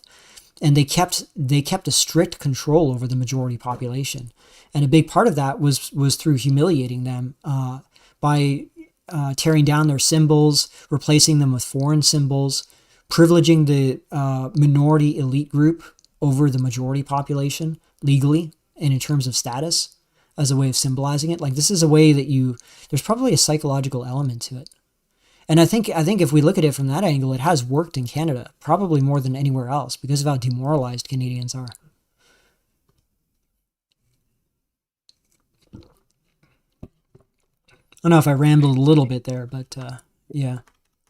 No, I just don't have anything to add to that. It was pretty complete. What do you guys think of this this interesting phenomenon? I just kind of read this Insta post, and it basically said that like right wingers tend to kind of try to act as if they're the inside group, they're the normal guys, and they're like the cool like football jocks, in high school, and they're like the bullies in high school, and they're like the cool guys who are slaying all the poontang in high school, when in reality they're kind of like the ostracized ones, whereas the like left-wingers try and act as the outside group, such as that they're the bullied ones, even though they're kind of the most socially accepted. Yeah, it's true. That's actually weird, but it's correct. It's a bizarre phenomenon. I think it's because the left requires them to be outside the norm and to be the oppressed, whereas the right wing, they have this hatred of anyone that is not at the very top. They have this like apex fallacy built into their worldview. This elitism that's built into them that requires them to not accept that their people that they are representing are coming from a weak position, and that in like an ostracized position, an outsider position. It's like they can't handle that, and it's something I've noticed. You'll even see them praising things like polygamy now, because they see it as like, oh well, these guys are not breeding because they're not attractive enough, they're not making enough money, so we should just reintroduce polygamy. I've seen right-wingers actually, like we're talking Anglo-American, whatever, European right-wingers, talk about that seriously. Yeah. And I remember seeing does anyone know Matt Forney or whatever the fuck his name is? Matt, he's like the fat white guy. Yeah. Oh yeah. Yeah. Right? And he's talking about how he's like a Chad, and like you're an incel and you're a pussy. Meanwhile, he looks like a disgusting like dysgenic faggot. Yeah, he looks like a thumb. He has that thumb physiognomy. Yeah, exactly. Like he looks disgusting. He's like a sexpat to the Philippines. He talks about like banging trans women, but he'll get on Zitter and start talking as if he's the fucking, he's gonna be walking down Abercrombie and Fitch's fucking next runway show. Yeah. I don't know if that's false consciousness in his case or if he's just being paid. I do wonder that. Because it's like I'm gonna see if I can find a tweet by him actually. Because for him, it's like he was going after Nick Fuentes. It was like Nick Fuentes is brown and whatever, this and that. And it was over J.D. Vance, right? Because I think what they're planning on doing, and this is a little bit of a segue, but not too much of a segue.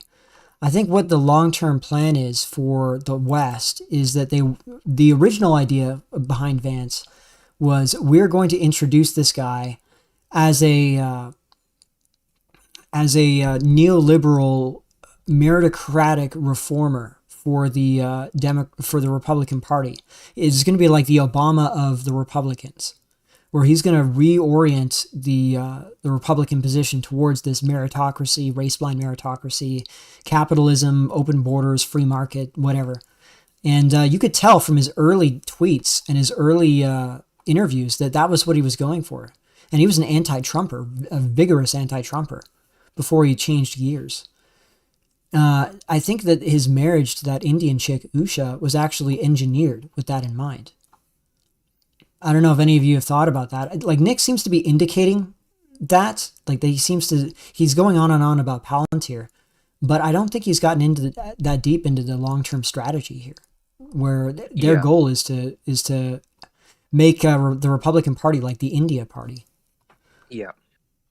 And also with J.D. Vance, if you've seen some of his, this was like very long ago. I think it was like when the 2024 election was still like happening before it happened, when Trump was still campaigning.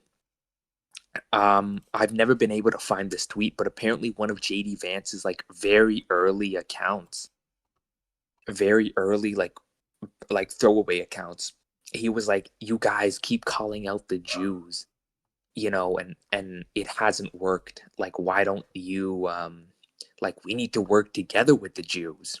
Oh yeah. And I don't know if it's like an actual count, but apparently like a lot of like these old fags were like confirmed in the comments that it was like an official an official, like, they knew JD Vance was running that account, even though it was like a burner.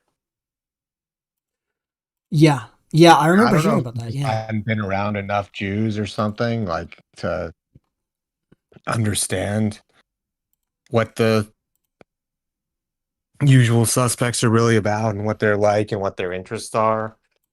Um, I don't know. Maybe we give him the benefit of the doubt. He's from like rural Ohio and he hadn't been around enough small hats to know what they were like. And that the interests really are just contradictory. So you can't really work together.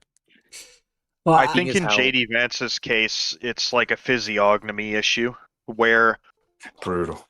I I think it's pretty easy for us all to look at JD Vance and just go, yeah, this guy would really struggle with white women. Right, like yeah, because he has kind of the oofy doofy look to him, but he's able to, like, he's not reserved like that. He doesn't necessarily allow himself to get trampled over, like he will occasionally take positions that are not like he has kind of a little bit of chud behavior, which is why they're able to sell him to some right wingers. But physically, he doesn't look like anything special. And for an Indian girl, like even for white standards, like I'd say his wife is attractive. Like she's not bad. I think she even is a I little bit know. better than he is. Yeah, that's the thing. It's like there Like, was some JBW back then.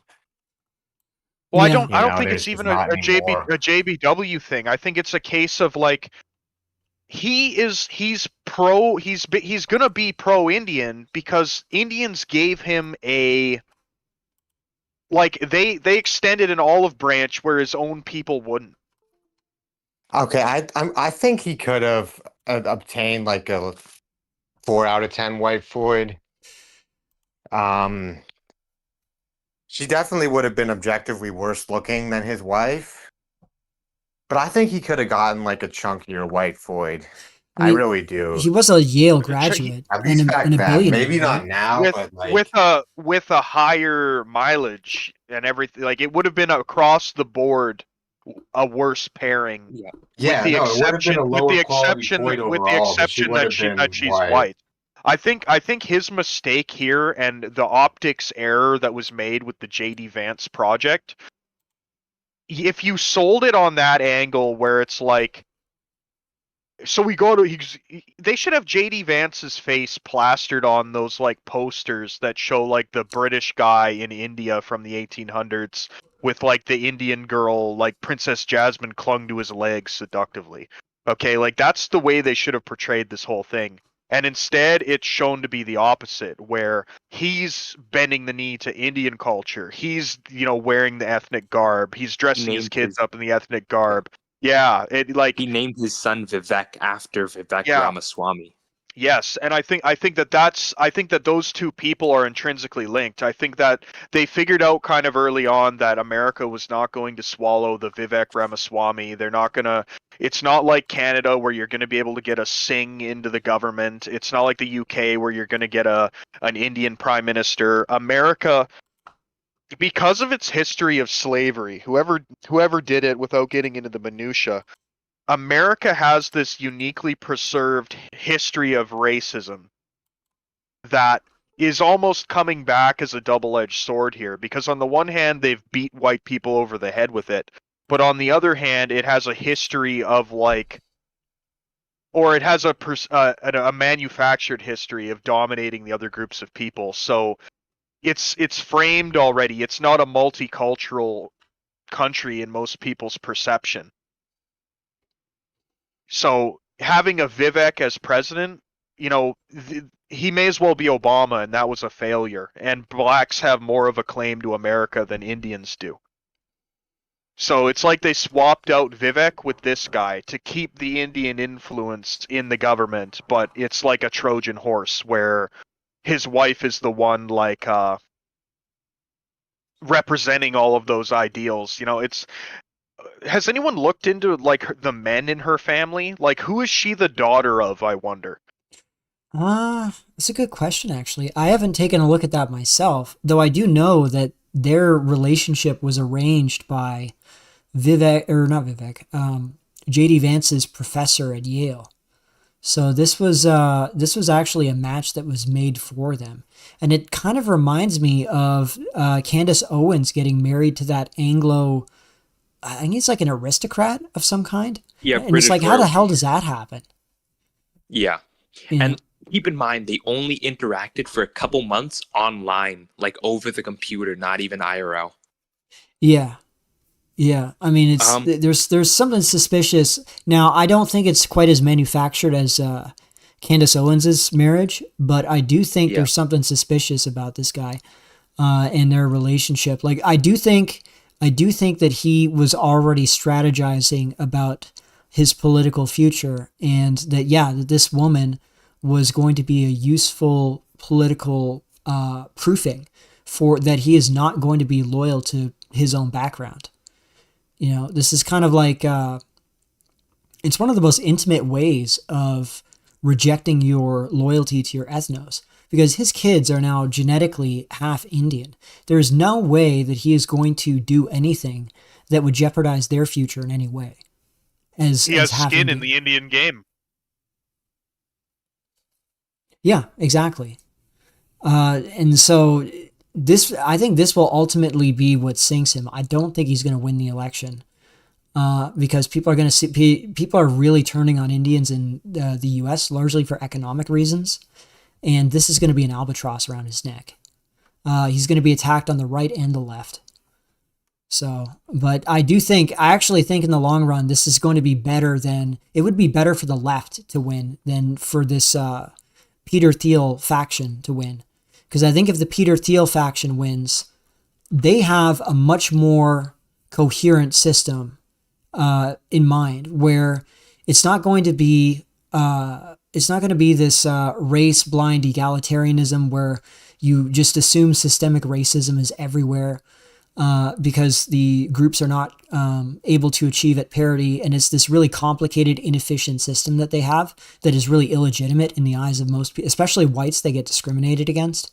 They want to create a meritocratic system that's like an IQ supremacist, like almost like a giant business, like a literal economic zone for America, where it's just IQ supremacist, productivity supremacist. You get thrown away regardless of what your background is if you no longer perform.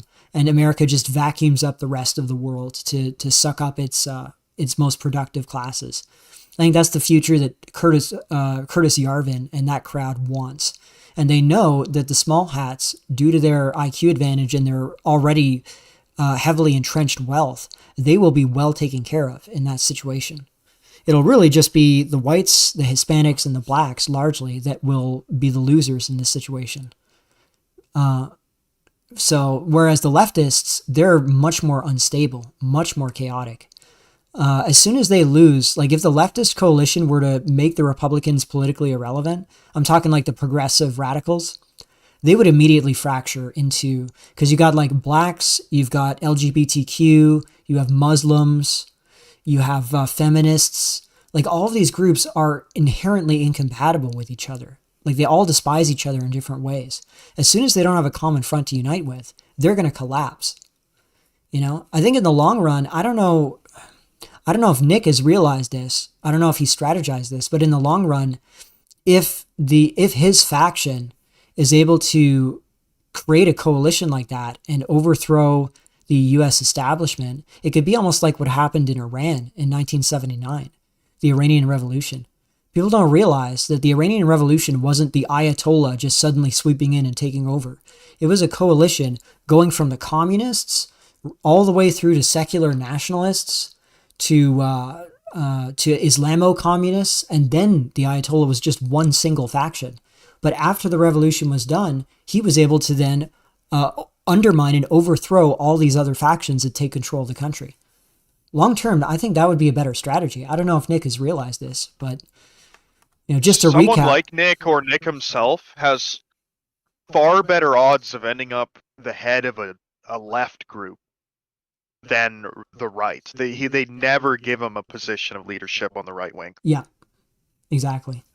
I think they've already decided what the future is going to be for the right wing in America. Once Trump is gone, they're going to double down on the neoliberal stuff. Like you can see there's this intense tension between the H-1Bs and the student visas and Trump's base. Their base is the economic populists. And what a lot of people don't realize is they didn't carefully read what the messaging was coming out of the Trump campaign, where he did not talk about preserving American American white collar jobs, because white collar college educated Americans don't vote Republican, and the Republicans know this. The offer that they were giving to the white base that they were trying to get votes from was, we're going to kick out the illegals and preserve these ditch digging jobs for you, and then we're going to import this white collar class from abroad to replace the current majority white collar class that's domestic. It's sort of like a quid pro quo. We'll give you your low wage working class jobs as long as we can outsource all of the white collar jobs. That seems to be what the strategy was, and Trump was signaling it from the beginning. Bringing jobs back to America. It's like, yeah, construction jobs, congratulations. And this thing blew up in, I don't know if you guys remember in December, that huge shit fest that happened with Elon Musk versus all these right-wing Twitter accounts, and he banned half of them because they were attacking him on the H-1B stuff and like the Indian stuff. Your own face. Yeah. And he just sort of lost his mind. It was, fuck you in the face. You guys are just too stupid. Actually, that sort of shit. I honestly think that was an Indian intern. I don't think that was actually fucking Musk behind that account. Yeah. Why do you make this lie? Like, yeah, exactly. Like, why do you make this lie? That isn't like. There's no way Elon Musk is that fucking high on ketamine that he now speaks like a Jeet. Yeah. No. Yeah, that's like a very Indian line. Like, snuggle you in the face. That seems like an Indian thing to say. Yeah. And I've only ever seen Bloody bitch bastard. Yeah, I've only ever seen like Indians get rage baited this hard. I don't think like other races, like blacks kind of have like crash outs, but I think like Indians kind of get rage baited the worst. It's the lack of like awareness when committing a social faux pas. The same thing that allows them to get rage baited like that is what keeps them like oblivious when they're like asking for bubs and vagine from a painting. Yeah. Yeah. I mean, that's like their secret weakness, and it is an upside for the rest of us because they're not nearly as...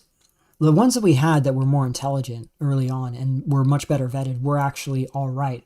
But the ones that are coming over now, and that's like the vast majority of them now, they just lack this awareness completely. Like they don't realize how arrogant they come off as and how entitled and how just repulsive their behavior is. It's not even how they look, it's the behavior. But that's a good thing because it is rapidly turning people against the immigrants. Now they're extremely condescending and antagonistic. Yeah. And this kind of reminds me, but I had like an Indian like group partner for one of the projects in uni, and me and him kind of got like friendly with each other, and he would call me like a he would call me like jokingly like call me like a slant and stuff like that, or I don't know why he would call me like a zipperhead or like a gook, even though that was like a Vietnamese insult. But I wouldn't really let that kind of like just kind of slipped off my back. But whenever I would insult him with something, I'd say like free Khalistan or something, or like Sikhs, or like Pakistan's better than India, or like your flag is disgusting. He'd get like rage baited. He'd like start like fucking. He'd start like muttering under his breath and be like, "That's disrespectful."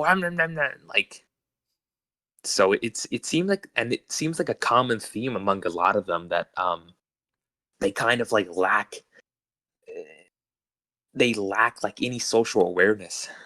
They're crash outs, figuratively and literally.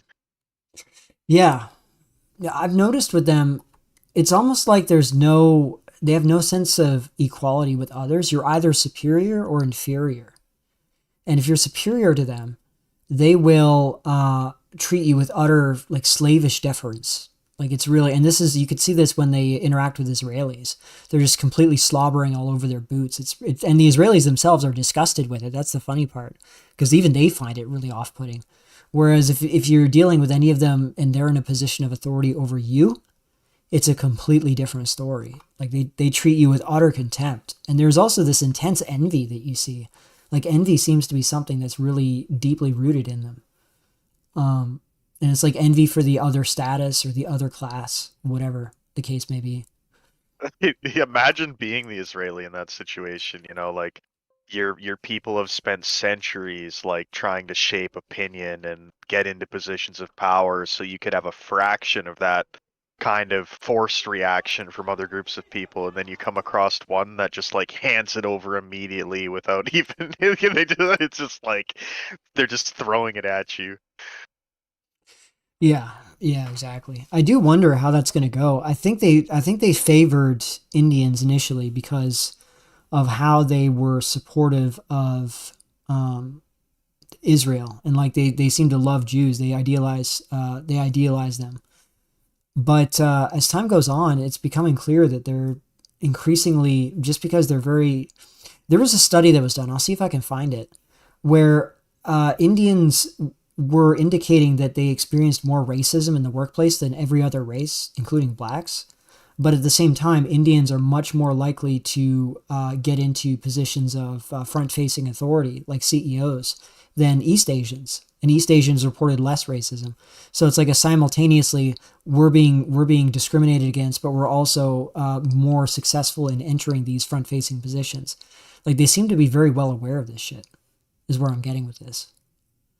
And they seem to be taking advantage of it, but they're doing it in a way that's just not, it might just be simply because there's so many of them and it's so obvious that they're them. Whereas with the usual suspects, they're a lot more, it's a lot, if you don't know what they look like, if you're not really aware of the physiognomy, it's easy to mistake them as, You just think of them like a weird looking white guy. Yeah, or like an Italian or something. Or the behavioral cues, or the kind of political giveaways, you know what I mean? Like where Yeah, and they're just so aggressive about it that everybody's noticing, and it's obvious. And maybe this is why when they get into positions of power, they feel like this feverish need to just like they just ruin the company by only hiring other cheats. Yeah, they don't spread it around, and it's ironic because the key strategy that worked for the usual suspects is that they were very willing to cut in other groups and form coalitions. They prioritized that, in fact. If you look at the civil rights movement, that was a black usual suspect coalition. Both sides benefited. Feminism was a little more complicated because there was also a long trend going back throughout European history towards that. But it was still a coalition against the white man. That's how they saw it. If you look at these feminists like Susan Sontag, she's like, the white race needs to be eradicated. And she's a feminist. Well, she's referring to white men very clearly. So it's like they understood clearly who their enemy was, and they understood who also saw them as the enemy, and they formed coalitions. Whereas with these Indians, they just seem to completely ignore that part. All they know is to be aggressive and like aggressively pursue their interests, take advantage of the high trust Anglo meritocracy, and then completely disregard it for other groups. And then they just become nakedly obvious, and everyone hates them and wants to get rid of them within a few decades. Normally it's blacks that take the heat for not having, foresight and long-term planning, but I think India is, barely a hair above Africa in that regard, because, Indians might be able to grow crops, but they had to be taught to store a portion of them by the British so that they didn't have like a regular famine. They seem to really lack this kind of foresight. They prioritize like an immediate short-term gain over any other type of long-term thing to the point where I doubt that they can even see it. I don't think And that they know that these future problems are coming. Yeah, and it's really funny how you bring that up, the lack of foresight. There's this funny term in meme coin trading, right? When you're trading meme coins, it's called like jeeting. Jeeting is when, maybe in meme coin trading, you can potentially get like 1,000% gains, right? You can 10x your money basically through like gambling. But what a lot of people do is, as soon as they see, the coin maybe go up, 15, 30, 50%, they immediately sell instead of holding it and attracting more people to buy it, making them like potentially like having like a 10x, 20x of their original money. And it's called cheating because they just like cheat out. They sell immediately after like 15, 30% instead of waiting for the higher gains. Yeah, yeah. There's definitely an element to that, but I also think a major factor here is just that they're on and I made this argument in one of my videos. They're on this Malthusian limit. Like they've been locked into Malthusianism, whereas the rest of the world managed to escape it in the 20th century at latest. Europe escaped it in the 19th century. The rest of Asia escaped it in the 20th century as they modernized. India is still in this absolute limit of like on the perpetual edge of starvation, basically. Now that doesn't mean that they're like famines or anything, but the amount of food that they're growing versus the amount of environmental damage that's being caused and their population size and the amount of damage that they're doing to their environment, it's unsustainable. And eventually it's going to result in, as I said before, I think that there's going to be an ecological collapse. I'm not sure if there will be a war between India and Pakistan that precedes that. There might be. But I do know inevitably there's going to be an ecological collapse. Like they're poisoning all their rivers. And it's to the extent that it's projected that if this continues, within about 30, 40 years, the poison that is pouring out of the rivers of Bangladesh that flow through India into Bangladesh and then into the Pacific Ocean is going to reach the Australian Barrier Reef. And then by that point, then it's going to become more and more desperate for them. Like desperation is really what I'm getting at here. Yeah, it's like this constant avoidance of trying of starvation. It's like I was reading this. Now this isn't a news article or anything, but I was reading posts underneath a news article a couple months back, and they were talking about how these in southern Ontario, these Indians were going door to door to random people's houses begging for work. Like this is what we're going to be seeing coming forward, is this sort of shit, like this desperation. I don't think they're as dangerous as certain other groups in terms of like physical threats, but this whole multicultural experiment, I remember, and Western, I don't know if you can corroborate this on your end, but when I grew up in Ottawa, I grew up in a fairly decent, it was like a middle-class suburb of Ottawa called Nepean, and it was like 85% white. It was around 15% other groups, and it was a smattering of other groups. They were all really well vetted, though. Like these were high-quality people, all educated. So the multiculturalism that I experienced then, it was like mostly white people that acted as buffers between these other groups. And these other groups were just sort of demonstrating the nicer parts of their culture, like the Greek festival, dragon boats, Diwali before it became what it is now, like that sort of stuff. And that was the sort of older millennial and then older generations. That was the libtard psychology that they developed, because that was the world that they grew up in. Now with whites becoming a smaller and smaller percentage, and you're seeing these groups rub up against each other, and you're starting to see the friction increase as the economy gets worse and worse. I wonder how this is going to play out. Do you have any speculations on that? If we set whites aside and we look at these other groups, like for example, Hindus versus Sikhs is going to be a big one, I think. I don't think native Canadians like the feathers like the dots either.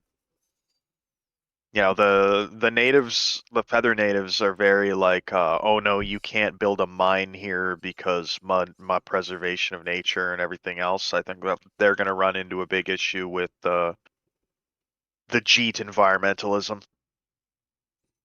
Yeah, the I Jeets are never just not see going to I bother, never right? see They're those they're not going to groups. want to send them free shit. I never see those groups fraternizing at all. Yeah. I think that I think introducing these people here have actually created some strange bedfellows. I see the Feather Indians warming up more to white people now that they've had a taste of the rest of the world. Yeah. Yeah, Chudean, what do you think? I know that you're Japanese, rice, but I don't know if you have any finger on the pulse for other rice leaves. But what's your impression of this? Like my impression has been they've generally kind of ignored it for the most part, at Uh, least until it's not yeah, the ignorable anymore. what I've seen is the East Asians in general, just like Asians, the races, are kind of like I don't know how to describe this, but the term bugman really kind of symbolizes them or describes them very well. Like bugman, like the only thing that they care about, the only thing that they know about is basically like status chasing, and they know nothing else. Like what they do is they just, vote liberal because that's what all the high status people do. You know, drink boba tea, go to all of like these faggot restaurants.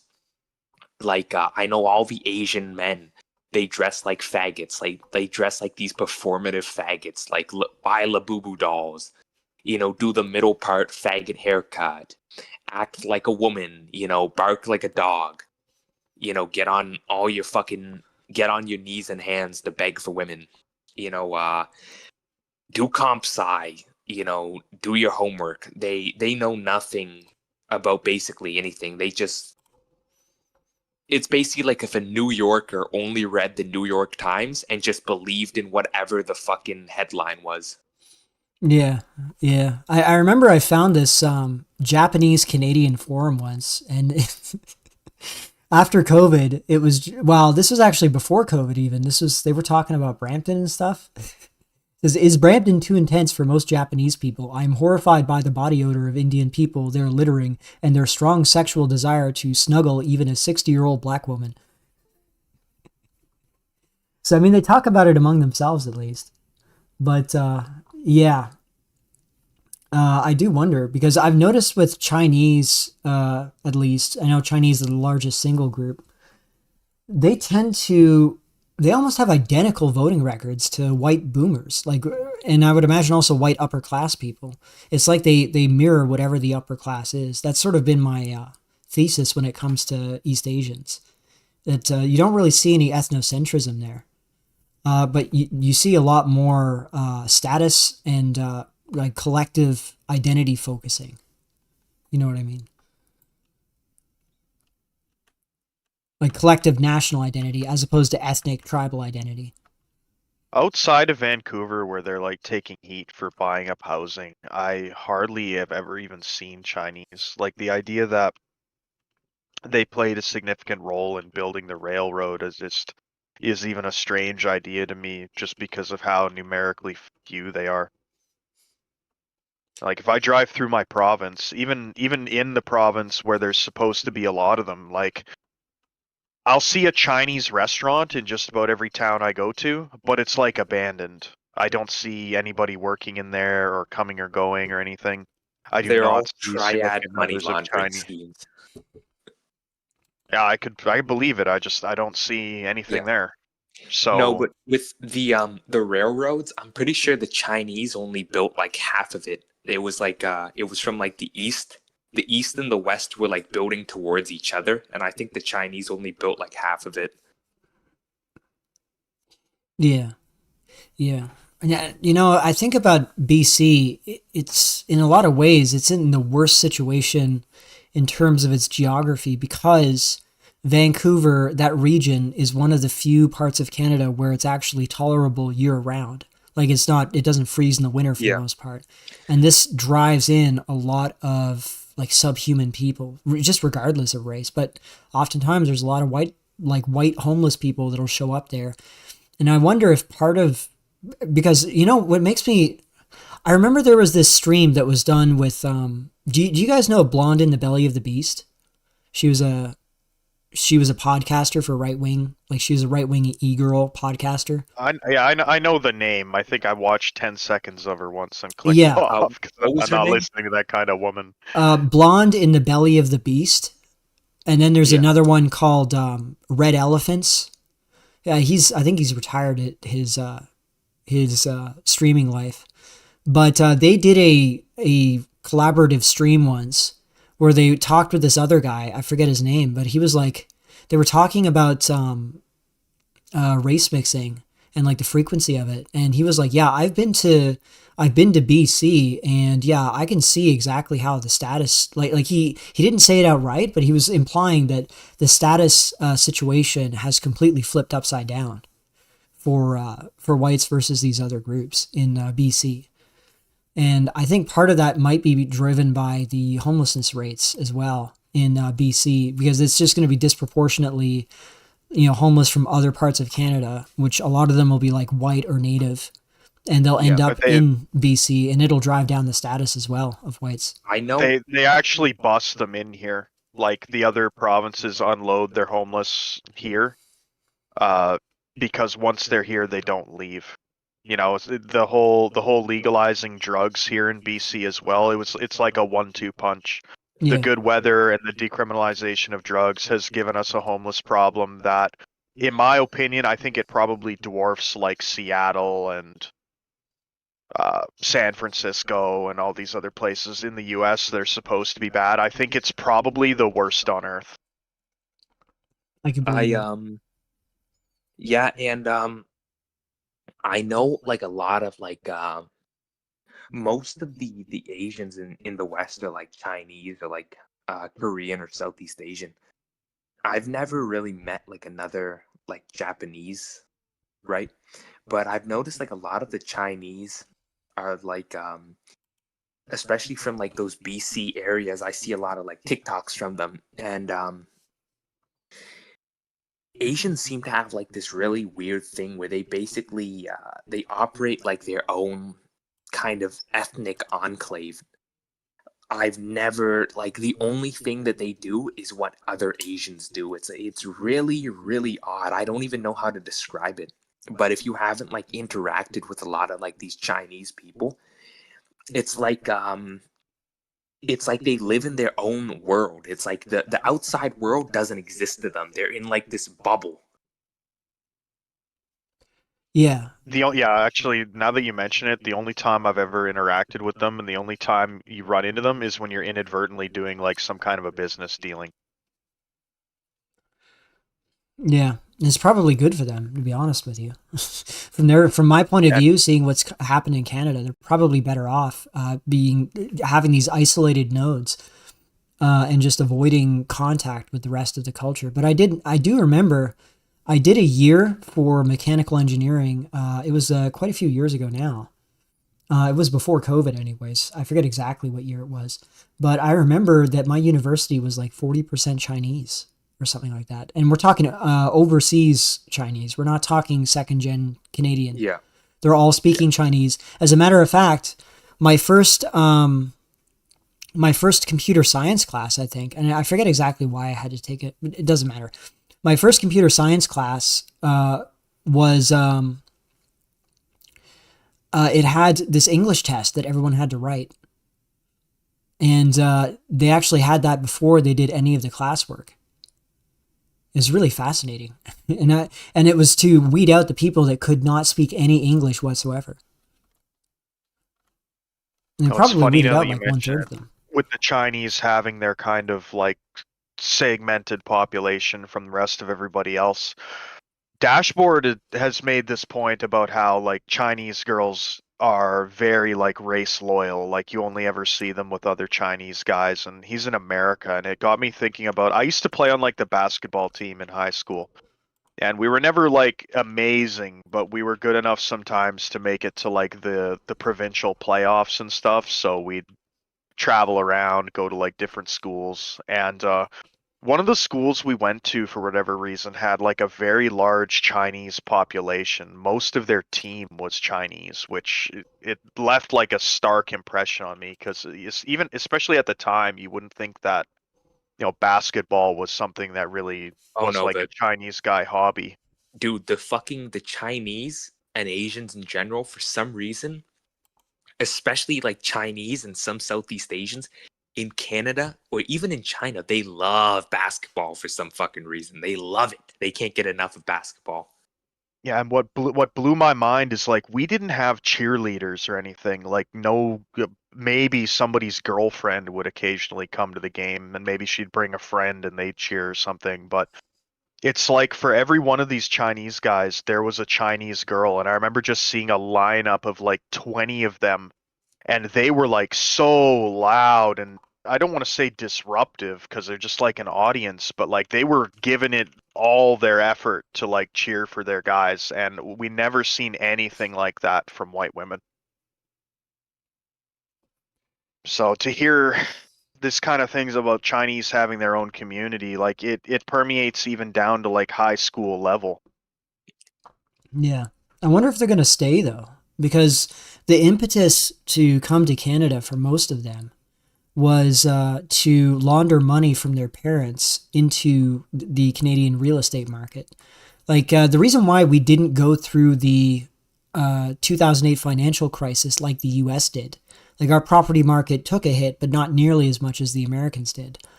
The reason for that was because we brought in all of these Chinese millionaires and billionaires and had them buy up our property market when it was distressed. And they actually saved the property market.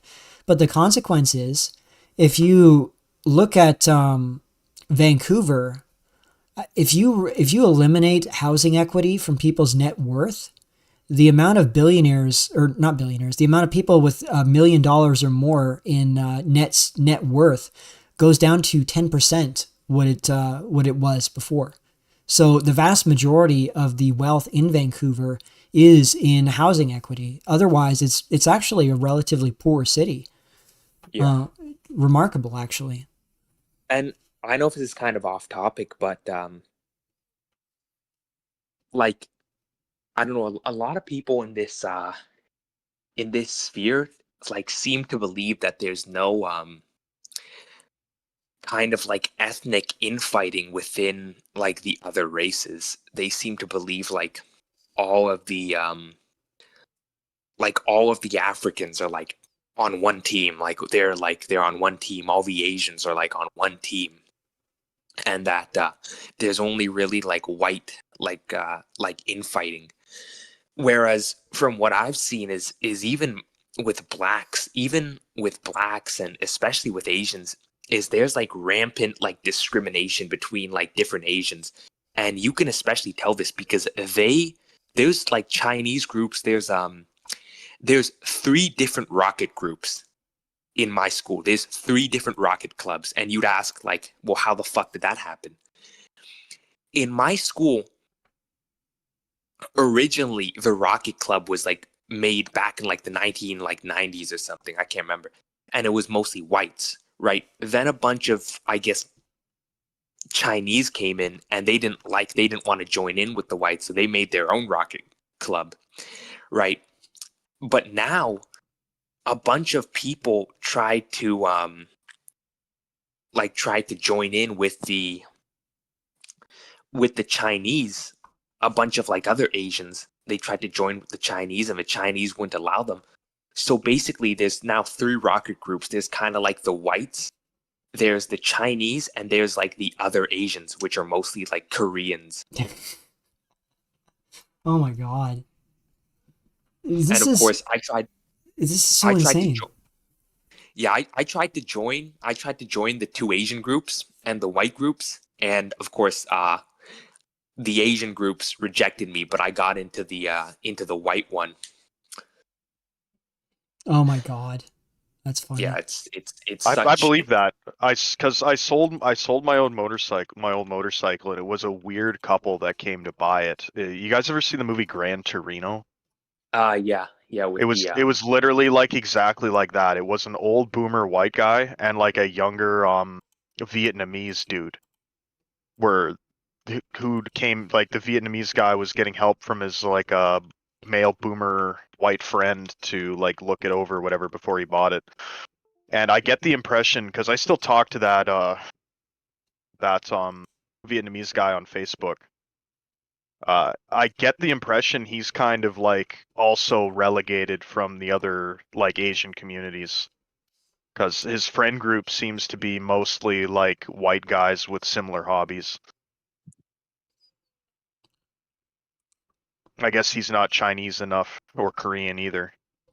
Is he second gen or I don't know. His English was good, so I assume his parents were here prior.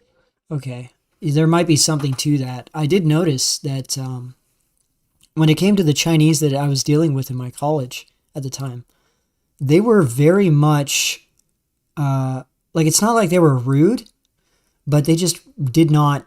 It was clear they were uninterested in interacting with anyone who did not speak Chinese. You know, and I imagine this would also include other Chinese who are not who are not born in China and maybe don't speak Chinese fluently.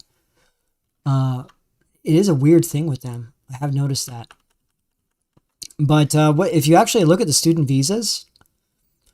Um, you will actually see that the Chinese have dropped off dramatically. I think that because they have a pretty good sense of the property market because they've been manipulating it for so long, I think they see the end of the road coming. And you're already seeing the market crash now, actually. You're seeing, and I think there's a lot of these Indians that brought in their family wealth from their farms back in Punjab or whatever, and they bought into the property market here. And I think the Chinese are getting ready to pull out on top of them. Like just pull out fat stacks on top of them like it's a shitcoin getting nuked. And when that happens, we're going to have all these rapidly impoverished boomers and Indians and others, and then us as well. We're already impoverished if we're talking younger Canadians, right? From what I can see with the hotel stuff, since I'm constantly around it with work, white people cannot afford to go to hotels. Like the vast majority of customers at these hotels, the hotels are basically deserted, or it's like busloads of Chinese tourists like filling them up. That's the only time I really see like large numbers of Chinese, and they seem to be keeping the Indian hotels on life support as well. I can kind of see some of these issues almost balancing each other out in the near future too, because if the Chinese bought all this land here in Canada on the west coast and you have the homelessness and the drug use problems on the west coast, somebody should start busing all these fucking fentanyl zombies into the Chinese land investment areas. And you could probably buy the shit back from them for cheap. Did you guys ever see that I forget if he was a comedian or who the guy was, but he was doing a skit where he was doing the fentanyl lean like out front of some house with a for sale sign in front of it, and he captioned it with like day 28 of doing the fentanyl lean in front of my client's property that we just, put a low ball offer in on. Oh yeah, yeah, I And remember that. like I imagine that at scale. Yeah, It it's would like actually what be an odd good. thing to say. You know that Bart Simpson "what an odd thing to say" meme? Yeah. And I remember like dude, on Instagram, a lot of like these car guys, what they'll do is to lowball, like to get like a lowball offer with the people they're trying to buy like car parts or maybe like a car from, is they will make like 15 different accounts or use like 15 different accounts, and and and their friends too. They'll get their friends to lowball the shit out of the guy, and then with the 15 different accounts, they will constantly lowball him.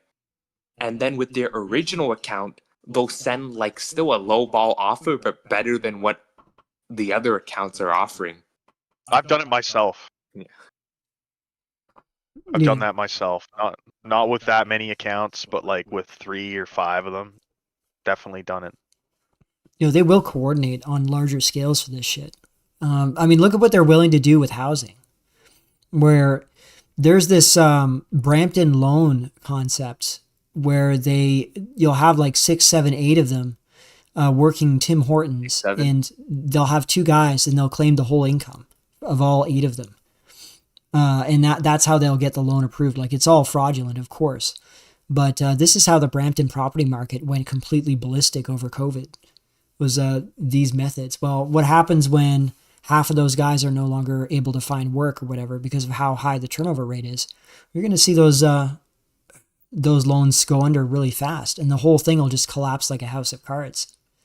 It's like these people, once they reach a certain scale or percentage of the population where they can actually start destroying things just with their low trust behavior, that's when you get to the tipping point to third world situation.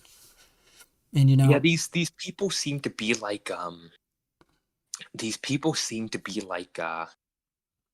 parasites. You get maybe you have maybe a bot fly or something, right?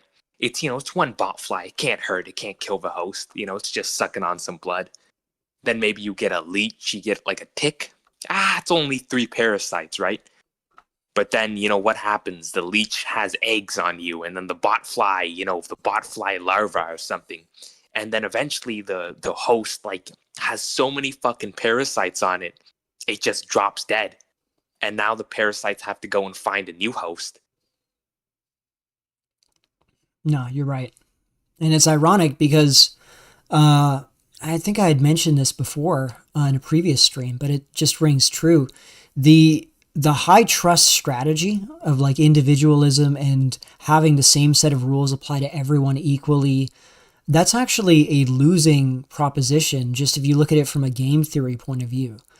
It's actually a much more efficient strategy from the individual point of view to network with your kinsmen and your clansmen or whatever, tribesmen, to overcome the others through ethnic conflict or ethnic wrangling, as opposed to just acting as an individual. But when you scale it up to the population size, everyone benefits when you have everyone acting in the high trust way. Suddenly the society becomes far more successful than anything that the tribalistic, clannish, nepotistic society could create. But it's one of those things that because once you allow that kind of nepotistic, low trust behavior in any degree in the high trust society, because it's so successful disproportionately, it will immediately start wreaking havoc, Yeah. And then it's only a matter of time before you end up in turning your country into India 2.0. And you end up in a Malthusian state or whatever it's called. A lot of the Indians, some of the rich ones here in BC, got hosed a couple years back here. Did you guys hear the story out of Texas with that flood where a bunch of kids at that camp drowned or whatever? Yeah, the church flood or whatever. Yeah, and then they had the guy on the news who had just weeks ago been talking about how weather modification. The weather, and saying, "Oh no, it couldn't have possibly been us." So with the whole trucker protest in Canada, it's no Indian truckers turned out to participate in that protest, despite being a large portion of the industry. And a couple months or a year later, after the fact, all of the Indian farmland in BC got flooded bad, and it wasn't covered by insurance because it's classified as an act of God, and a whole bunch of them lost their fucking shirt on it. They were on TV begging for donations and food and everything else. So with the weather modification stuff in Texas happening, it kind of makes me look back on that event and wonder if there's not some 5th generation warfare stuff going on underneath our noses. If there is, that's a white pill, because it sounds like there's someone on our side, or at least against those guys. Eh? Yeah. Yes. Yeah, is this like There's just Hitler's some, base in secret Antarctica or Chud something? who owns like a No, I this- don't. I think at least in Canada would be Harp like Yeah. responsible for it. But if you look at all the complaints, like it is kind of a white pill too, because apparently like we're getting all these news articles about how there is like rampant amounts of hate in like the Canadian military, and they keep having to do like seminars, and they keep busting these like splinter militia groups where people are posting like offensive memes in the group chats, and Yeah. You mean hate like I'm when you say hate, do you mean like is it the white supremacist hate stuff or is it attacks? they never really go into specifics, Oh, okay. for all we know it could be like Pepe's, right? But it's every week they're coming out saying hate has no place in the Oh, Canadian God. military. Yeah. Like No, apparently a lot of it is I think some of it is definitely like straight up like Wignat, Sunrad spinning in the background, like skull SS symbol stuff. Yeah. I mean, there's some of it for sure. And by the way, we have a guy that wants to come in who actually is Indian, Indian American, and he probably will disagree with you a little bit, Western Decline, knowing what I know about his point of view on this stuff. So it would be kind of interesting to hear what he has to say. So this is Ugly Effing Dirtbag. How you doing? Yeah, what's up? Not too much. So you've been listening in on the whole thing so far? No, I literally just joined. Oh, I don't okay. even know what's going on. All right. Well, we were just talking about the situation with Indians in Canada and how it actually is not what a lot of people think it is in terms of their SMV generally is underestimated. Their economic situation is actually pretty good relative to other groups. Like Western Decline's position is that this is actually a pretty substantial thing. I'm a little on the fence because I've seen a little bit of it, but I've also, for the most part, I haven't seen much. But I think it's plausible. I don't know. I imagine that you, because I know that we've had conversations about some similar stuff in the past. I imagine that you would take a different point of view on that, right? Okay, well, there's two things that stick in my head. One is you talked about Asian like Indian SMVs underrated and they're like what is it, like wealth class is over also underrated? Is that what you're saying? Yeah, like they're doing pretty well in Canada. And because they're a larger component of the country relative to the US, it's more noticeable as a group.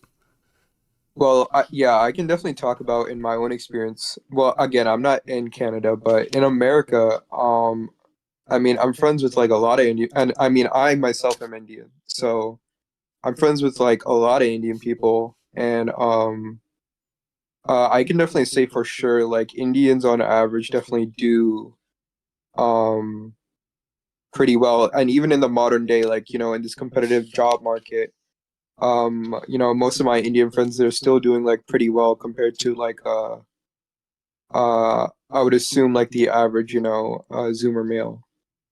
So in terms of wealth, I would definitely say I would agree that Indians do better. I think it's a combination of I think it's just a combination of culture and them just pursuing STEM degrees. I don't think it's anything genetic speaking. Like I said before, I do believe that on average Indians do kind of have a lower IQ, but I don't really have like any solid evidence to prove that. It's Yeah, just but like it's like the selective immigration in the US and also in Canada. I mean, it is, if you consider the average income in India, just being able to afford a plane ticket, let alone being able to afford a student visa, that puts you in like at a minimum the top 10%, I would say, in India. but when you say Indian SMV is underrated, I think that's partially true because how do I put it? I would say Indian DMV, so like dating market value, is actually underrated. I've seen like some Indian friends where it's kind of like a mix of like blue and red pill and black pill, where it's like under the right circumstance they can like kind of find a date, or like they can maybe find some genuine interest. Like again, these are dudes that you would think that like how would they, like you wouldn't expect them to be able to get any female attention at all. Not that they get female attention, but literally just through connections and approaching, they're able to get some dating experience. But I think sexual market value, I don't think it's underrated. I think in terms of like actual hookup culture, it's very difficult for Indians to actually get into that. But I don't think it's impossible under, again, like it's a mix of looks, location, and social status, which can all like dictate how sexually active an Indian dude can, how much play an Indian dude can get. Yeah. At least when he's in college. I think it's just like the numbers thing. It's the numbers and the economics, because like if you had to guess or estimate what percentage of Indian men do not really struggle to get action.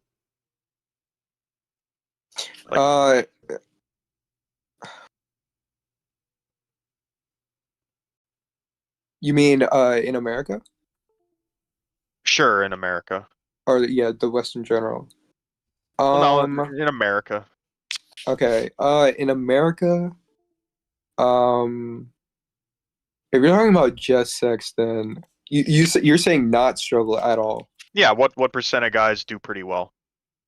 Of Indian I guys? would say if you're talking about not struggle at all, then maybe like 5 to 1%. Yeah, so that's like in line with what I was saying earlier. Most of the Indians coming into America or coming into Canada are young guys. So if you have 1 million young Indian guys coming into Canada every year for the last 10 years, no sign of stopping, even if it's only 50,000 or 100,000 of them that are competitive for the limited pool of women, you have now increased the competition. You've added 1 million viable Indian men that you're now competing with without even taking into account economics over the course of a decade for a pool of white women that has not grown at all and may have even shrunk. Yeah. Yeah, it's true. Because it's not like an absolute thing, right? Like it can just be that they're better than the alternative options available to them. And in a lot of cases, I've seen this where there'll be white women that make like a calculus on, because as the economy keeps getting worse and worse, they're like, well, my options are this guy comes from a wealthy family and I know that I'm going to be in control of the relationship because of the SMV difference. And like, because he fetishizes white women and worships them or whatever. And so I know that I will be set if I get involved with this guy, versus if I take my chances with a local white guy who doesn't have any of the family infrastructure and who may have different expectations from me. It's a calculus some of these women do. Mm-hmm. What I see a lot is the women, they'll date these guys while they're in school. I would assume because the guys are well off. They're driving like M series BMWs, like new Corvettes. Not to the extent that I see like rich Asians at a far lesser rate with actual like exotics like McLarens and Lambos and shit, but like the Indians clearly have money too if they can buy their kid a Corvette while he's going to university. And they'll often have like a white girl in the passenger seat that they're like flexing, and I can only assume, because a lot of the time she doesn't exactly seem particularly enthused about it because the Indian guy's kind of going overboard with his behavior. But I think what's happening is often their school and housing is getting like comped or paid for, because I don't see very many of these end in marriage and kids, but it seems while these girls are in school, that's when they're mainly with these guys. So I think maybe their schooling or housing is getting paid while they're dating them. That's plausible. I mean, this is Maybe how a just lot of in these third general, world but, countries work. You know, like I was watching this channel, this Philippines C-Maxer guy. He's like he's this 50-something-year-old English guy, and he's talking about how the way that they see things in the Philippines, if a Filipino woman gets with a foreigner, the idea is that you're bankrolling her lifestyle. It's like a ticket out of having to work. And if you don't, if you expect the girl to work at it in any capacity, it's like you failed to be a proper foreigner. And I wonder if we're going to start seeing that model replicate itself in Canada as we become more third world in terms of our economics, in terms of how our society functions. I could see us like degenerating into that system. And then we're stuck in the same position that, you know, Filipinos are in.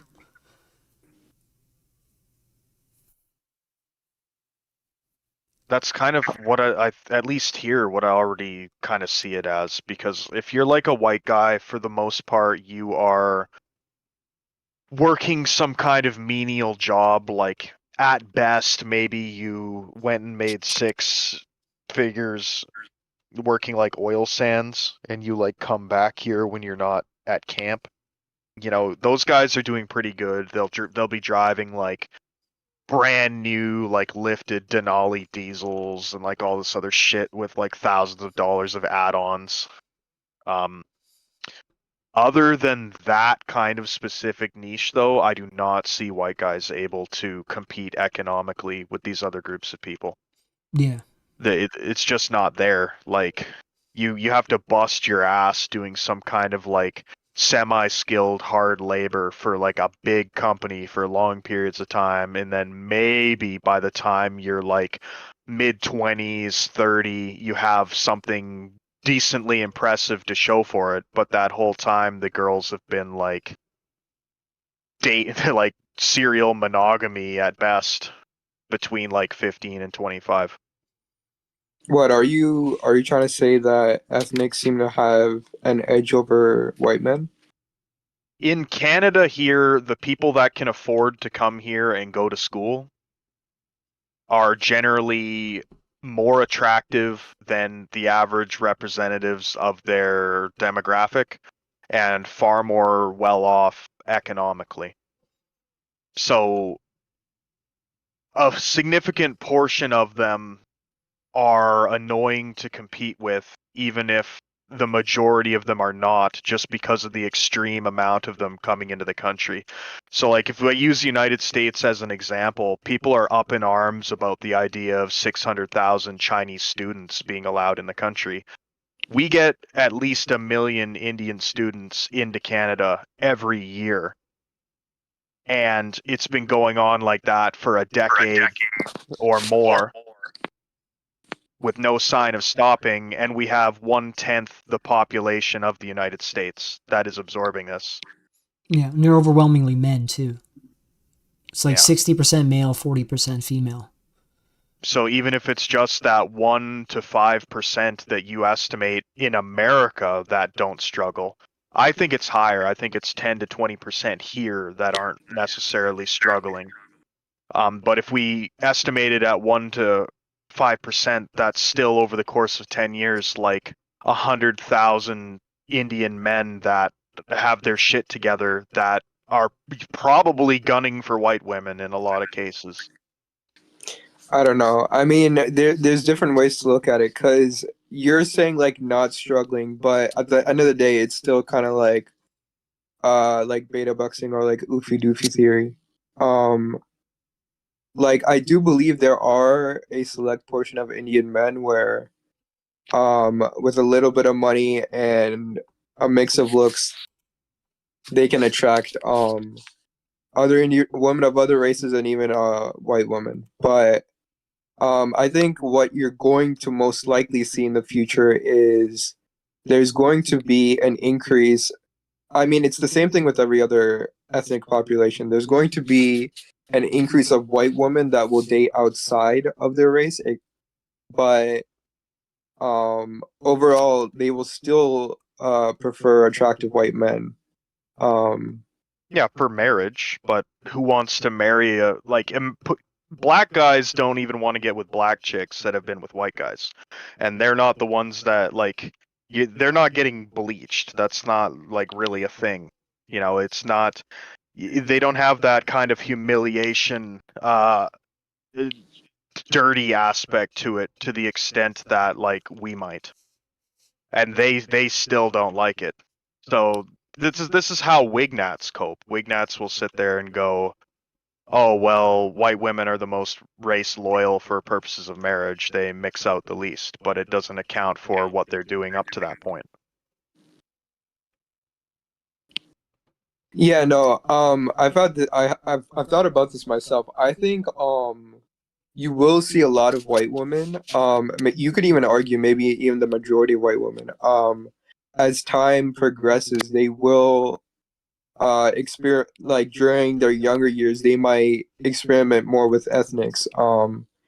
If you're talking about in terms of just if they've slept with one or not, you can maybe see that percentage increase into the majority. But overall, if you're speaking to if you were to look at their body count and you were to count like you would look at the percentage of ethnic men, it would still be a minority. Yeah, You get but what I'm saying? yeah, I'm just saying it doesn't really. If like we're at the point where we're admitting that we'll probably see white women, a majority of white women admitting that they have slept with like an ethnic male. Like that's like ruinous. That's not. I'm trying to think of There's another there's not going to context be where any that has family happened. formation from that. Because I know, mean, maybe Asian women for a period of time. yeah, in but like not the early Asian women 2000s. in general, though. Yeah, you're right. Yeah. But it's like Asian American women, yeah, but not Asian women in general. Asian women in Yeah. China, Japan, Korea, vast Yeah, majority didn't have have never. those issues. Yeah, they've never even talked to foreigners for the most part, let alone been involved with them in any way. It's Asian American for sure, but they're living in our countries, right? So it's kind Yeah, of expected. that would be it. That would be it. You'd have Yeah. to stretch to find a comparison. Yeah, whereas they are in our countries and our women are pursuing them in our countries in large enough numbers that it's statistically significant. That's, I can't think of a comparison other than times when there were actual invasions of countries and conquests of countries, I'm trying to think of any other comparison you could make. I mean, Latin America is basically the only comparison because that's what happened there, more or less. But that was a violent conquest. It's really a unique situation. And I think what's most annoying about it is that most white guys that's not a trade they're interested in making. It's not like, oh well, you guys are gonna bang the white women, and I'll go try the other flavors myself. It's generally seen as like a losing proposition, and other groups of people, white guys that date outside their group, get like roasted from all angles. Your own people tell you you're a loser for doing it. Other groups of people basically give you the loser back home treatment for sex padding, but it's the relationship thing. You're looked down on by the other groups of people too in a lot of cases. I doubt JD Vance's wife's family think, very highly of him. They might like the arrangement for whatever reason, but I don't think they look at JD Vance and go, "Oh yes, this is the highest quality genetics. Like my daughter got so lucky with him." Yeah. Yeah, I do wonder if that will change though as time goes on and just the situation gets worse and worse. Like I remember I would have conversations with my mother sort of on these topics, not this specific sort of thing, but it would be kind of like poking about, like, let's say that I moved to another country and I had like a family with a Colombian woman or something, just some random other group, just to see what her opinion would be on that. And I remember early on, she took the more typical white woman position when it came to, like, let's say Asian women, where it's like, well, you just want to, or men that do this just want to have a woman that they can easily control. That's why they want to, like, that would be the line that she took. But as time has gone on, and it's become more and more obvious that her sons are not going to be giving her grandchildren, she's become, like, less and less concerned about it. And she's more like, if grandchildren happened at all, that would be good enough, So I do wonder if that's going to soften as time goes on. Yeah, it probably will. My point was just that, like, this isn't even an individual thing. It's not even a white preference thing. It's like all groups of people, no matter where they're coming from, for the most part, look at white guys that date out as losers. Yeah. So we're uniquely positioned that way, where more or less our women are prized, and we're kind of given this, like, raw deal where, like, for example, we've got this guy Nova in the chat talking about ethnic men are least desired by all women. White men are most desired by all women, but that doesn't take into account the raw numbers. Like, white women are the scarcest demographic of women on the earth. So if you have the top 5% of Asians, the top 5% of Indians, the top 5% of Hispanics, the top 5% of blacks, and plus all your own men, all gunning for, with the potential to succeed with this one group of women, you face a far higher level of competition than any other group, and it doesn't matter that the other groups of women, prefer you if you're not competing for them. Like, if you don't want to play your Just Be White card, that's something you're not interested in using. Well, if you're trying to get a 6 out of 10 white girl, you're competing with 9 out of 10 men from every other group. Yeah. Just It's like I don't the know. big leagues. It's hard mode. If you're a white guy and you're trying to date white women, it's like trying to buy a house in the West. It's the most valuable commodity, and the price and value has been shot up through the roof because it's the most valuable commodity worldwide. That's what people see as success. They see that as their target of achievement. You'll see what Indian guys, you see other races of guys do it too. Look at what black guys that make it with sports do. Oh yeah. Half of them are so proud that they got a white bitch. You can see those pictures of NFL and NBA wives getting together for Christmas, and it's like 80% of the players are black, but 80% of the wives are white. Yes, 100%. And you know what it made me think of? It made me think of the economics discussion I had with Drawlix about this, because really, you can connect this to economics in the way that Americans have an artificial floor that is much higher in terms of the barriers to entries than other poorer countries, like even in Europe or in the Middle East or in India, whatever, in terms of entry-level, like, software developer jobs, let's say. Because they cannot go below that ceiling due to the cost of living, the cost of student fees, etc. And as a result, this favors these foreign groups that have much cheaper, they can be paid much less.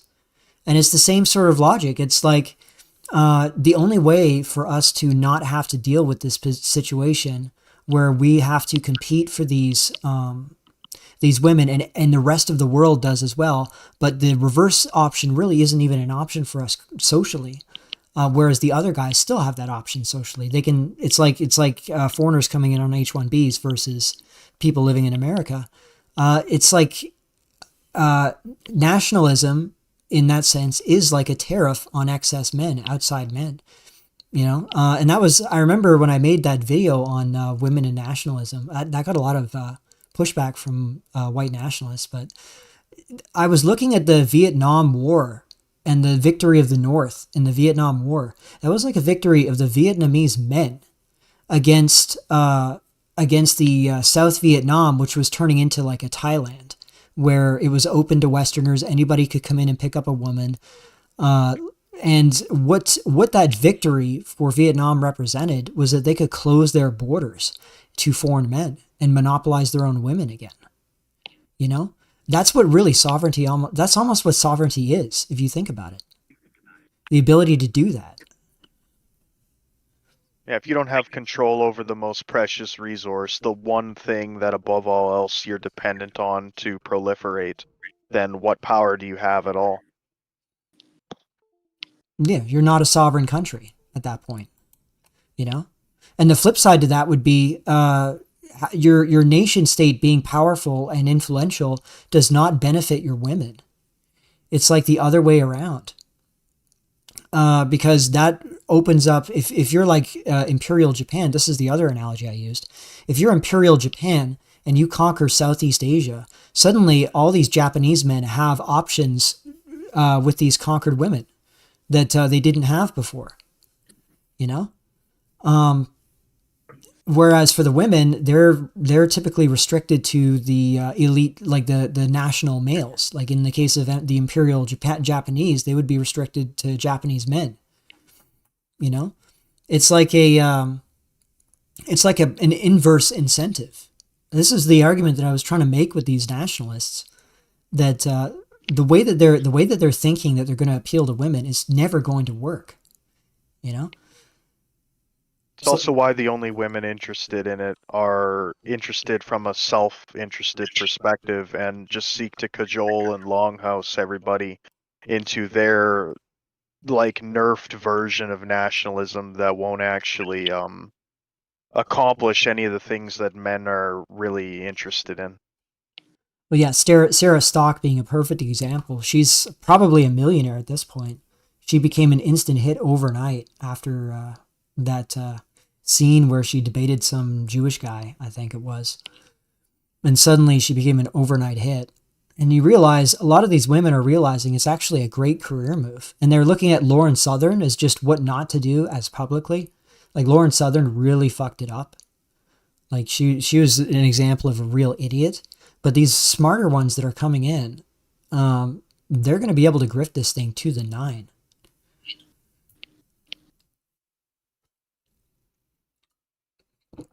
Yeah, I think millennial women in general, like Lauren Southern's cohort, have served as a what not to do guide for younger women in general.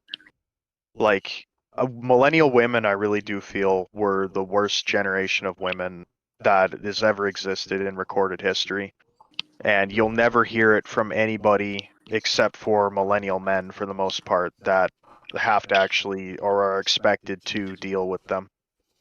You know, the women got hit harder than any other generation. You had them exposed to like chemical birth control, the whole brain rape indoctrination in the schools, cell phones, texting, online dating apps, social media, all of it at once. And I can't necessarily blame them for, you know, crumbling under it, but at the same time, like, I'm not like Clark Kent, you know, I'm not equipped to pick up all these sort of pieces and try to make Humpty Dumpty whole again. Yeah, exactly. I mean, I'm a younger millennial, and I saw how my older cousin, his generation, did things. I mean, the older millennials still had it, I would say, better in terms of, not in terms of forming stable relationships, but at least having some access to them, you know? Like, this was the early days of Tinder, and he's actually happily married now. He's in his, he'd be in his late 30s now, almost 40, because he's about 7 years older than me. And yeah, he managed to, a lot of these millennials, they didn't make out economically like the boomers, but in terms of the sexual stuff, it wasn't as bad for them. It's been getting dramatically worse and scaling up worse. I do think that ground zero is BC for this stuff, really, in terms of the status changes for whites. So you could probably see it happening in BC by the millennials time period. That drives a lot of the like racial disrespect that goes on, and I think it's what emboldens the the Indians to act as boisterous as they do, because imagine coming to a country, you're like you see yourself as a studious hard worker, even if other people see you as kind of like an imported labor scab. From your perspective, you're a studious hard worker who is just finally being given a chance at the good life. And you show up in this country, and because you might not be, maybe you're not one of these rich people or whatever, you had to remortgage your parents' farm in India to afford to get over here. And you're working at Tim Hortons, and you're waiting, like you got to take public transportation at Tim Hortons, and the bus stops are all white zombies. The Tim Hortons white zombies panhandling out front of the place. They're all over the fucking, like, it would shape my opinion of the people too. I'd think, what the fuck, like, this is who was dominating the earth, like, fuck these guys, like, it's my turn now, like, fuck you crackers, it's over for you, would be what's going through my head. So I can't blame them for necessarily feeling that way. I feel I'm disgusted with my own people. There's homeless people that are functional, and then there are these like they're unfixable addicts. There's nothing that can be done. You'd have to forcibly incarcerate them and clean them up, and then they're probably just gonna reoffend anyway. So Yeah. And there's someone here. I think There's someone here that asks you something here, I think. Western Oh. Decline's point, watch out for gaslighting and subversion from fellow white guys justifying competition from said nons in the future. Yeah, because these guys will be mouthpieces for women, like so many men in the right wing are. Yeah. And the women will tell them that the competition is good and that these are whiny incel losers, not like you, superior man who has a white woman. You won against all the odds. It made you better. Who cares if these guys have to compete? Yeah. Yeah, I see that a lot. Like the fuck you, I got mine mentality. It's not just a boomer thing concerning housing. You see this, and this is really built into right-wing psychology because they really don't see, like they have this aversion to being seen as oppressed in any way, which is to be fair. I mean, this has been a tool that's been used to attack us as a group, obviously. But at the same time, what if it's true and it's happening to you in your group? Like, what do you do then? Like I think of Canada, like you had mentioned, Canada's white population, I think is like 30 million. At a stretch, I would say 35 million at most, probably 30 million. And the average IQ is around 100. So we have a normal distribution of people that, with the portions that you would expect on each side of the bell curve. And we're importing these elites from global, across the world, from countries that are 40 times our population or whatever. And we're expected to compete with these people.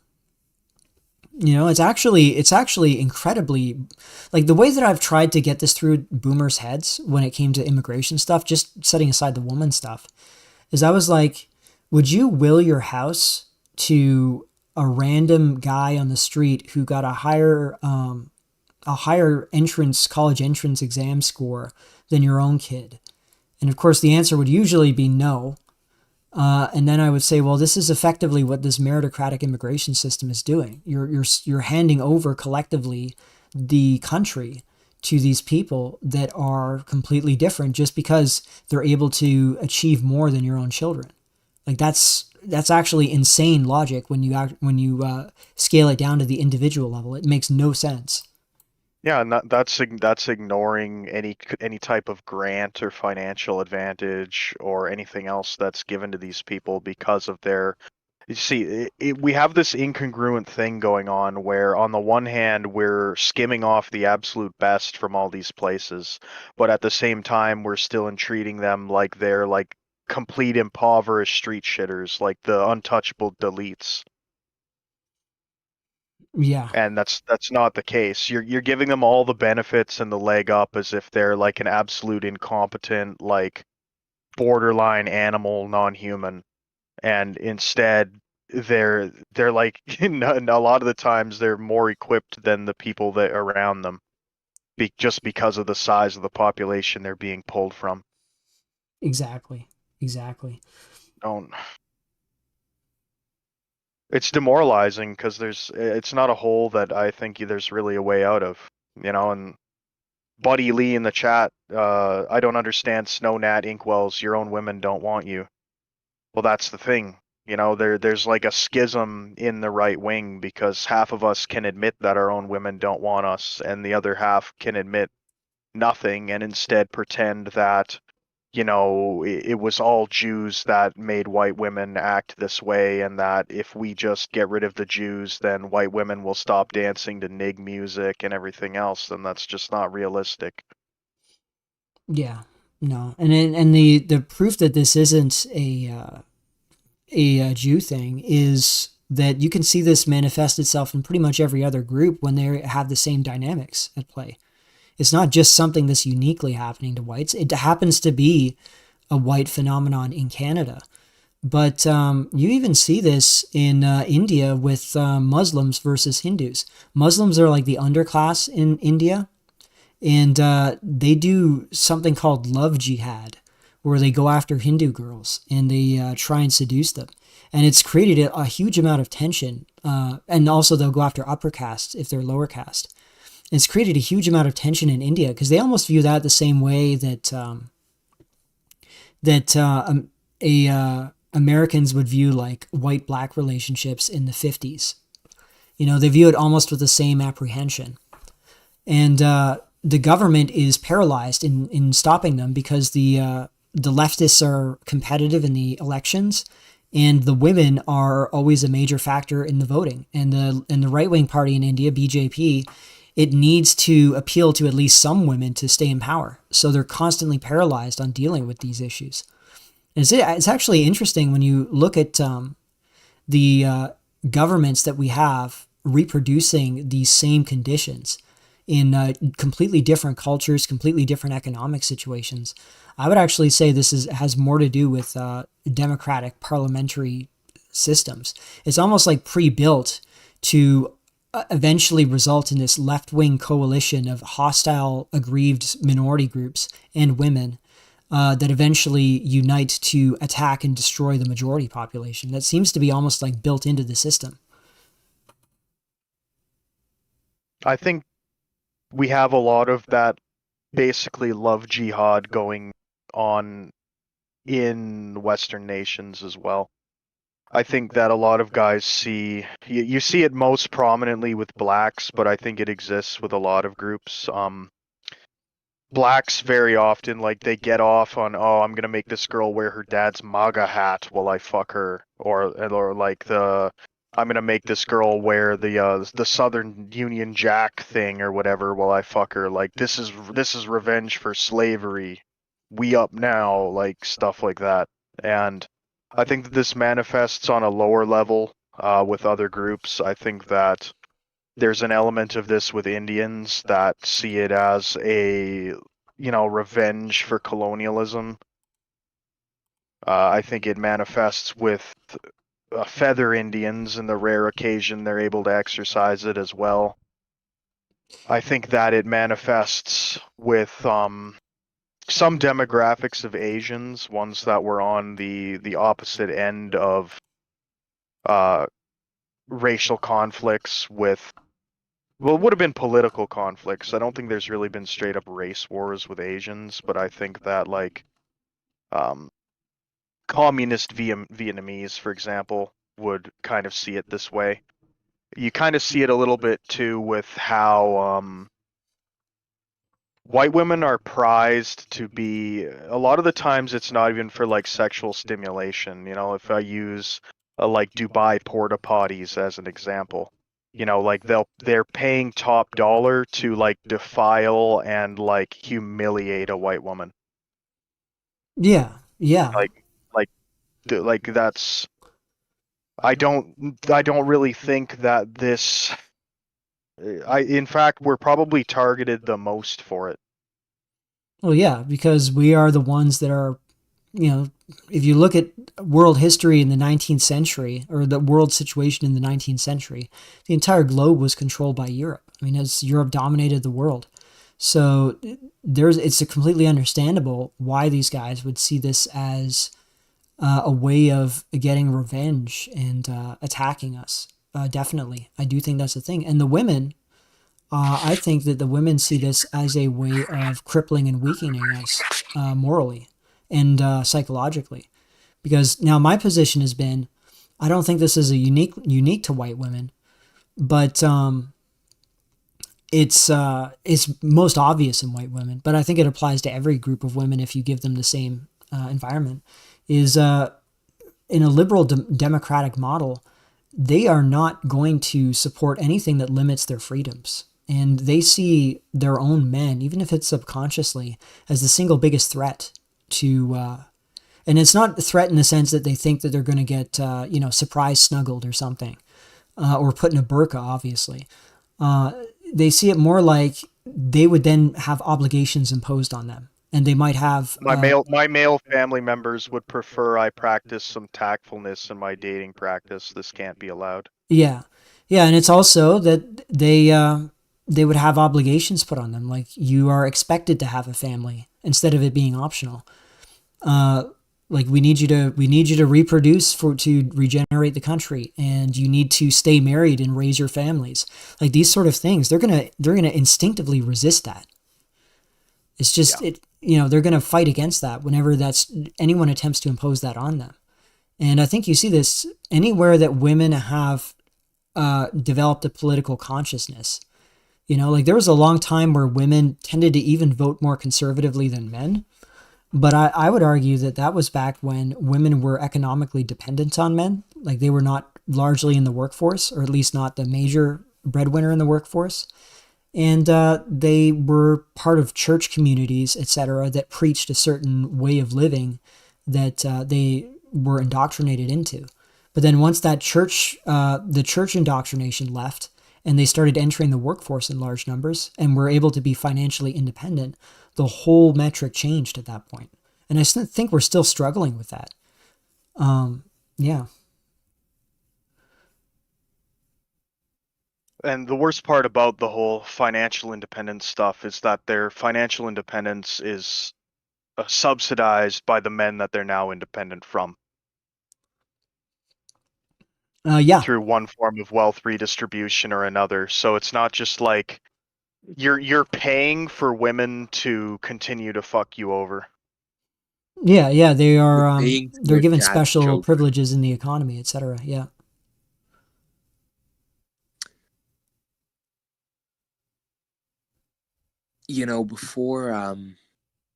Before like social, what's it called, like social aid or whatever for children from the government. Yeah. What, welfare? Yeah, welfare, whatever. Social safety nets. Yeah, before like these social safety nets, if you couldn't get like a woman, at least all the money you were getting paid, it was yours to keep. It was your money, or it would only go to like, maybe keeping the roads maintained, which you use the roads, right? But now with the welfare and like these social safety nets, even if you weren't successful with women, you're basically subsidizing another man's reproductive sexual success or his strategy.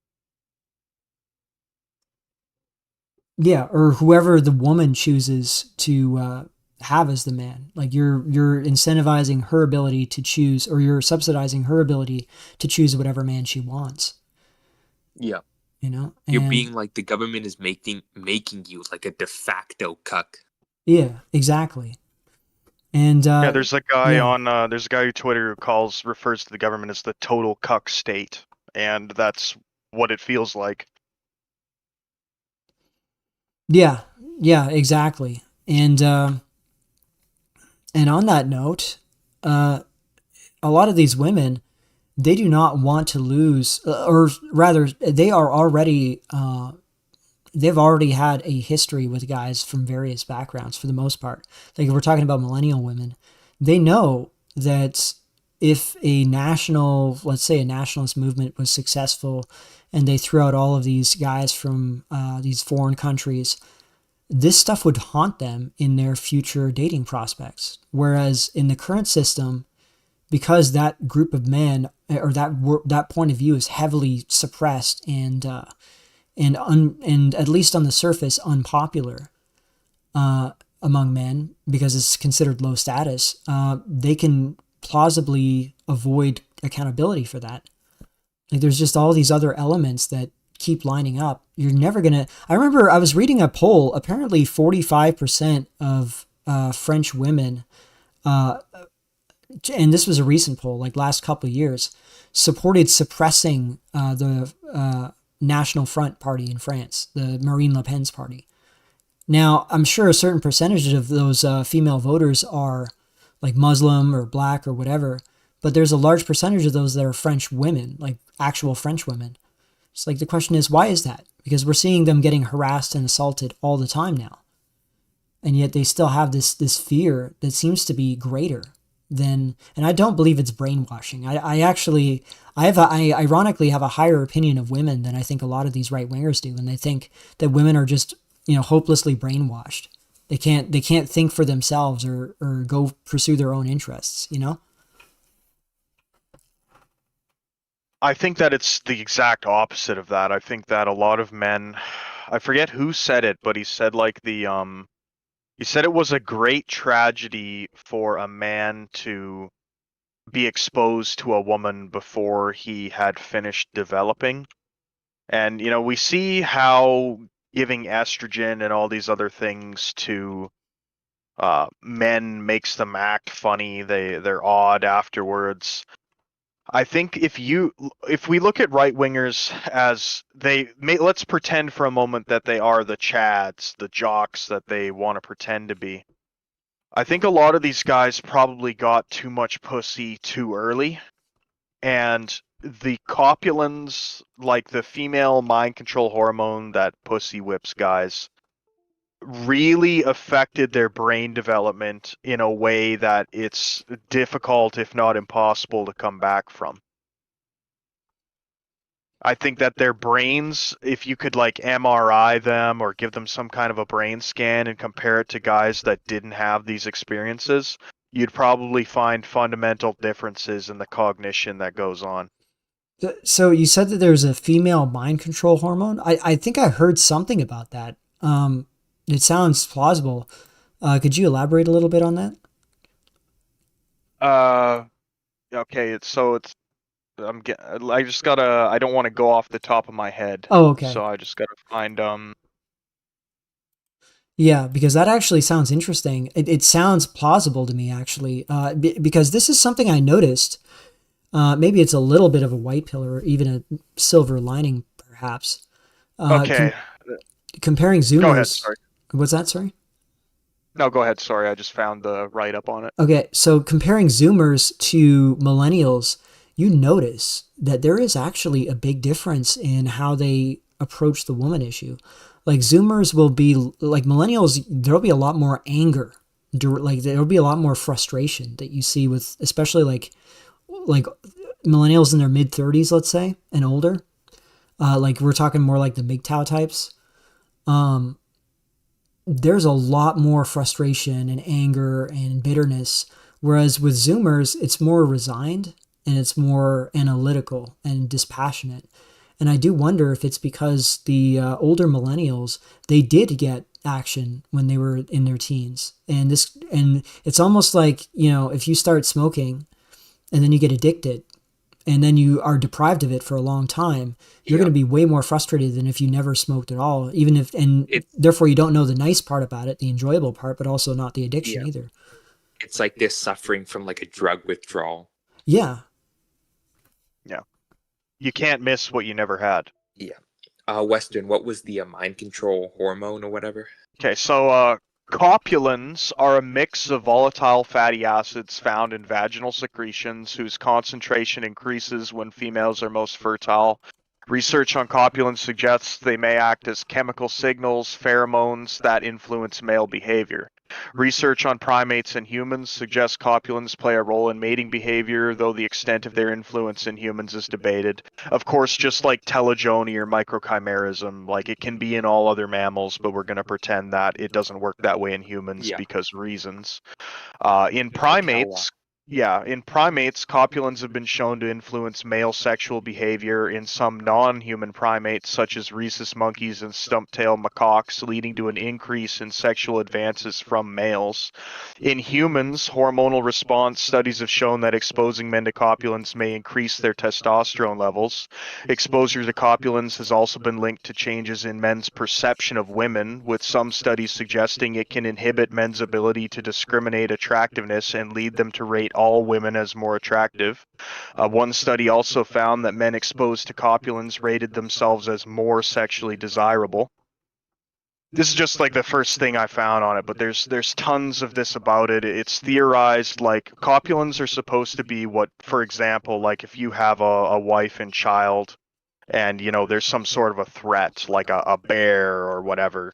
A copulin is what is supposed to motivate you to override your self-preservation instinct and put yourself in between them and that threat. Okay, that makes a lot of sense. I hadn't even heard about that, so I'm not sure. Yeah, that's really interesting. That makes a ton of sense, and it fits with the observations that I had seen with, as I said, these Zoomers versus millennials, and also the much more transactional way that relationships are treated in East Asia, like South Korea, China, Japan, where it's much more duty oriented instead of spontaneous. And so there's a lot of guys like herbivore men that are just completely uninvolved with women at all. And you notice that there's a lot less of that rage going on in Japan than what you saw with if you remember the 2010s, the explosion of what do you call MGTOW stuff, red pill stuff, and it was obviously really pissed off guys. It does make a lot of sense. It's probably an addictive chemical. It was guys that were getting something, and then the advent of cell phones, social media, mass immigration pushed them out of the game. They got sent their own way, and they have a craving that they cannot possibly fulfill anymore. I think it's also why a lot of these guys are so motivated to geomax, because they have, like, for example, when I was addicted to weed, like when it was illegal and I couldn't just go down to the store and buy it, I would drive fucking insane distances sometimes to go buy a bag just because it's the only place I could find it. So it's addict behavior with a lot of these guys. Like, you're willing to travel multiple continents for like some pussy from a girl that doesn't even speak the same language as you, that you're gonna have to pay out the nose for. Yeah, exactly. Oh, wow. And it's also why it's generally unappealing to like someone like me that I never, I've had, I consider myself like Stacy widowed, to be honest, because it's like I felt like I got so close with the kind of girl that I'd never replicate, that I've lost so much motivation. I'm not going to put in all that work for like an inferior version, even if I am able to seal the deal on it. I have no like internal addiction driving me forward. Never consummated anything. That's I interesting. never got yeah. that hormonal exchange. Yeah, I do wonder if that's going to be a good thing in the end, because it'll mean possibly as time goes on, we're going to have a more and more sober non-elite male population. We need to come up with a term for this, because it's not really the dissident right or alt-right either, because this is like a subgroup. We're talking about specifically the men that are put into this position due to the economics, the politics, whatever, like just being put into a position where they're excluded from society, excluded from starting a family, forming relationships. We need a term for those guys, but this indicates, like I usually say, excess men. I knew online there's like this kind of like very like small like subgroup of like this specific type of like incel, and they're on like these obscure forums. Like, I don't know if anyone knows of JKL Farms. No, can you explain that one? I tried finding it recently. I couldn't really find it, but it was this forum I was on like a couple weeks ago, and it's like it's like this dark, like they make like this joke like dark MGTOW, you know, it's like this, they're like they know that they were like sent their own way, and it's like this half ironic but like half like super edgy, like The only respectable Nictards. yeah, it's like this half like ironic, but like they're like, we're gonna like, dude, like they're talking about like, we're gonna kill, you know, we're gonna like we're gonna kill all those like the stupid foids and everything. It's like really Fed posty, but I found it like really funny because they would make like these infographics of them like killing the original like MGTOW. You know, like who's the fucking, what's like one of the like Richard Coper and stuff like that. Like these red pill guys, they would make like these pictures of them like shooting his face off with like a shotgun and stuff like that. But they would basically be talking about like how you know, they're like left over and there's no point, they're not like society's not really like entitled to anything, and they're gonna do everything they can to just like be a nail in the side of people. Wow, that sounds. I get the frustration and rage, but I do think these guys are going to be a little more organized as time goes on, just because they're not going to have that for the most part. That addiction, you know. Like I see a lot of these guys in the right wing that are, for example, the ones that were freaking out about the Scottish girl with the axe. A lot of those guys are just engaging in an elaborate coping mechanism to deal with their situation. You know, like especially if they're older and they were able to get married and have kids, they have no clue what the situation is now for younger men. So they just are able to exist in this fantasy world. You're gonna see these two groups separate. It's actually LKJ Farms. LKJ Farms. All right. Yeah. Is this a risky place or what? No, it's like it's kind of like this I don't know, it's kind of like this super like, you know, they go like over the top with edgy stuff. I don't really go on to it, but that's just I was just kind of investigating it a couple like weeks ago. Okay. It makes me think of the section of Revelation. Like Christianity has its issues. This isn't an endorsement of Christianity or the Bible, but like some things in it are just undeniably true. And to me, the Bible's one of the few places that doesn't shit on incels. You know, there's a section in Revelations that talks about how like the first chosen by God are going to be men who are undefiled by women, for they are virgins. And I always thought it was interesting, like that word defilement in that context, because that's not a word that you ever very often hear associated with, you know, being intimate with a woman. You know, you're defiled after having done that. But when you hear all this kind of hormone shit, it makes me wonder, and it kind of makes me lean more towards the intelligent design camp too, because we almost have this baked in self-corrective mechanism where if women get too much power,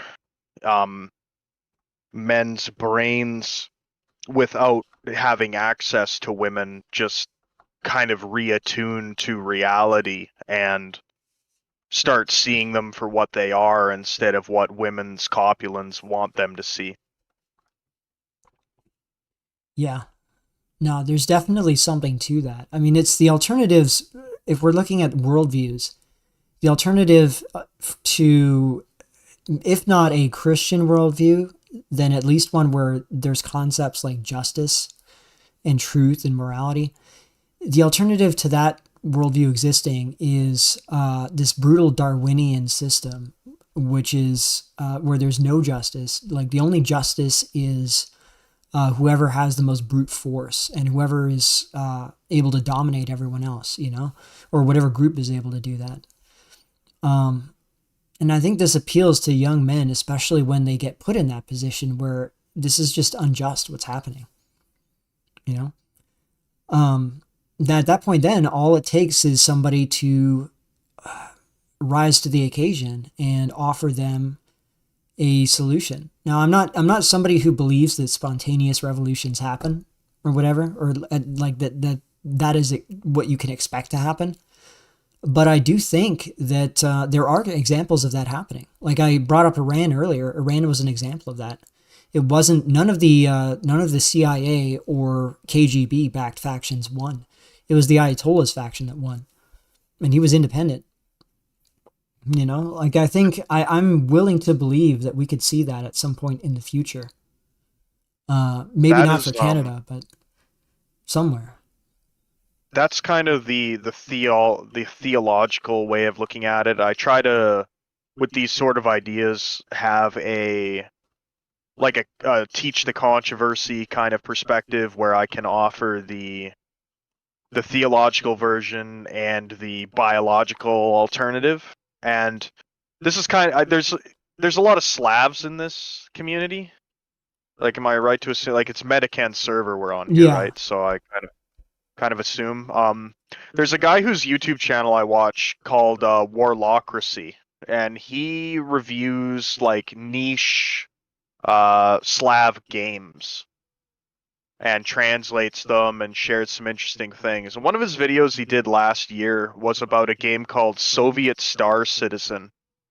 And in Soviet Star Citizen, it had a very interesting concept. It in the game, like, nations that are around today like still exist. Yeah, but it's in the future, and it predicts how a lot of them changed. And it talks about how Germany and Russia returned to their like martial culture of like warring, but America decided that it was tired of being the world police and just decided to like eat hamburgers and watch sports ball. And for Germany and Russia in the game, they were said to have experienced something that the game was calling retroactive evolution, which the way it was explained would be that, let's say that evolution goes awry. It leads in directions that are undesirable, and a species is able to biologically determine, like, hey, we took a wrong turn somewhere. Retroactive evolution would be like reloading to a previous save state that you know was functional and resuming from that point, biologically speaking. Interesting. So it's like a reset. Yeah. And it was weird to see this included in that game, and it makes me wonder if, you know, it's not touching on the same thing as kind of the Copulan issue, where we have these self-corrective mechanisms built in or designed in or evolved in, and we just things will correct over a long enough time period. I'm not generally not like an optimist, but I'm curious if that isn't the case. No, I think you're onto something. I mean, it has to. The only way that wouldn't happen is, like, the way that would happen would be if we have a closed system. The only way it would not happen is if the system remains open and we just have unrelenting immigration. Now, I do think, or like unrelenting people moving in, regardless of the rate of migration or not, like whether they're immigrants or whether they're people that were born here and that are just descendants of immigrants. Like, you need a closed system for that thing to self-correct is really what I'm getting at here. And I do wonder. I think America will end up turning that end, because Hispanics are not the same as these other groups. Like, they seem to be able to integrate with America, like American whites, to a much greater extent than what you could see from Indians or even Chinese or these other groups. I think because they do share some connections to Europe through Spain and through their Spanish ancestry and through Christianity. And if you look at how the Hispanics are shifting in America, they do have an opportunity. I could see them reimposing a 1924 Immigration Act style system to freeze the demographics in place as a compromise. And that would effectively end immigration, and then that natural process could play itself out. But for us, I mean, I don't know, man. I mean, I just look at what this country was. This was this perfectly safe country, other than America, technically, at our border. We had unlimited resources, unlimited space to expand into, and it's just been surrendered within a generation to complete aliens, you know? There wasn't even plausible deniability like there was with the 1965 Immigration Act in the U.S. It was just given up. It was surrendered. You know? And ironically, everyone's going to lose in Canada because the immigration is not going to stop. And so it's the immigrants that are coming in now, they're going to be dealing with, as residents, they're going to be dealing with the future immigrants the same way that we're dealing with them. Like, it's going to be nonstop. I was talking to this, actually funny story. I was talking to this Punjabi Sikh guy who was in Surrey, BC, and he was telling me that that his old neighborhood was getting pushed out by Africans. African immigrants were making their way in and supplanting them. I do wonder if it could get so extreme that we could have some kind of coalition pushback against this model, but I don't know, man. I'm so black-pilled with Canada. It's fuck, yeah. I have no hope. You know, I don't see anything turning around here in our lifetimes. It's like, I think some guy in my chat the other day said that, you know, there's a Chinese proverb that's kind of like a shit talk, right? And it says, you know, may you live in interesting times. Yeah. That's kind of what we're in. We're in interesting times, that's for sure, and it's definitely shitty. Yeah. Yeah, it's like interesting and shitty at the same time. It's the worst. Yeah. Somebody yeah, from no, the server is messaging me in regards to the retroactive evolution thing. He's kind of like pushing my brain on it, and he says he's not sure how it could be biology and not technology, reloading the genes of previous generations if something has gone wrong. And what I kind of wonder is if there's not a threshold for certain hormones in the body where you have like a data log for the previous generations of your lineage, and if you ever exceed like a critical threshold of like cortisol, stress hormones, or anything like that, you know, the things that the body signifies that it's under a lot of pressure, that could trigger the retroactive like save state, where the body is like, okay, like this is fucked. You know, our sensors are telling us the body is experiencing all this kind of like horrible things. We're gonna reload to the previous save state that had very low levels of these sort of things, and that's the genetic blueprint that will be used to create the next generation should this organism reproduce. Yeah. I do have to say, I have seen in Canada, the whites that are having children with other whites, they tend to be the better looking ones, both men and women, I find. Like, I remember when I was in a town that was near my mother's hometown, I was running a place there, and I remember there was this family that bought a house in the same area, and these are all guys that are tradies basically, because we don't really have any STEM careers in Canada anymore, other than like anything touching real estate maybe, but other than that, pretty much nothing. But tradies, they still do okay. And so this woman's husband was some kind of like 6'2" tradie, like he looked like Matt Walsh basically. And the woman was blonde-haired, blue-eyed, and she was walking down the street with 5 daughters. 5 daughters. And I'm like, man, if we could just increase the female percentage of the birth rate, first of all, to compensate for the excess men, and then we could have these guys that are moving further and further out from the urban areas and that are usually becoming more politically aware, maybe there'll be something to it. But I don't think Canada and anything will ever happen independently here. I think eventually whatever happens in America is going to happen here. And someone else was saying... I think Canada's on borrowed time. Yeah. I don't think Canada as a nation is a concept that has outlived its political usefulness for everybody that has anything to say about it. Yeah, exactly. It has. I mean, there was something recognizably Canadian in my mother's generation. Like, I have her scrapbook. I could see it. But now there's nothing. and it just doesn't make like even I knew a Korean guy who worked as an airport in South Korea, and he told me in the 2000s when you got a Canadian passport, it was pretty much always either a white guy or sometimes it was an Asian guy. But then after the 2010s, especially accelerating after the second half of the 2010s, there was just they could be anything. You know, it just became a total mystery what you would get if you got a Canadian passport, you know. We'll see how it goes, though. Anyways, I think we're going to wind down the stream now because we're coming up to 4 hours in.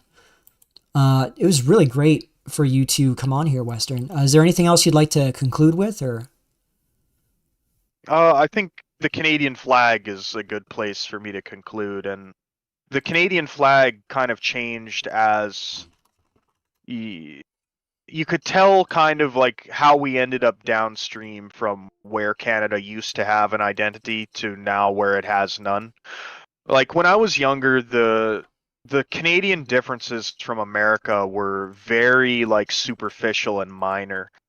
It was the pronunciation and spelling of a couple English words. It was maple syrup and hockey. And it was already, that was just about it. You know, Canadians had kind of a pretentiousness about them, an unearned superiority complex where they thought they were smarter than Americans. We see a lot of that still lingering around with older generations. The elbows up crowd that think that they're going to be able to like resist economic pressure from a nation 10 times their size, population wise, and far greater economically. But that's all been eroded. You know, we don't even have those superficial things anymore, and you can see in the changing of the flag. When I was talking earlier about America, like America for better or worse has like a clear history. You know, they have like a foundational myth that most people have all adhered to, and Canada's was abandoned a long time ago. You know, Canada's like what Canada was, it had been severed from what it's supposed to be now, and I think that the flag changing was, you could tell that the social engineers or whoever's pulling the strings had already decided at that point what direction the country would be taking. You know, you'd cast off all of the racial groups that made up the formation of Canada and its original populations, and you would instead provide a new generic kind of global homo art style banner for people of all origins to feel inclusively sheltered by. You know, it didn't offend anyone. It reminds me of a clip that I seen from Twitter today where it's some like fucking Muslim chick in the UK or whatever, and it's captioned with how my neurodivergent child reacts to seeing British flags. And the kid is just like singing the national anthem in the background, but it's like it's singing the British national anthem. And flags, for better or worse, evoke certain feelings. You know, there's flags today that you can't even fly anymore because of the feelings that they stir up with people, when really it's just like random colors and symbols on like a sheet. Yeah. And it bothers people so much. So there's a lot in a flag, and when you change something like that, it's never for no reason, you know. Chudean was saying earlier, you know, you call the Indian flag ugly and they freak out, right? Like, the Canadian flag lost its identity. Canada was already eroded. When did they change that? I think it was in the 60s, at about the same time they were opening up immigration in the United States to everybody. Yeah. And they changed it directly on 1965, I think. Yeah, that's crazy, so isn't it? The same year that the American Immigration Act took place. Yeah, so it's like it's a concerted effort across Western nations, all at the same time, yet somehow we're supposed to all be competing with one another. But how can that be if we decide to do all this at the same time? Yeah, exactly. Yeah, and it's interesting because the symbol that's emblazoned on the red ensign, which is what you're talking about, right? you could see very clearly what they understood the country to be.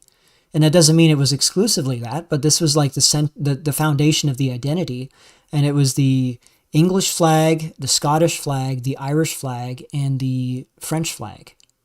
And there's like these are the core ethnicities of Canada, and it was supposed to be the foundation. And then, yeah, obviously they must have had this in mind, because why else would they change it?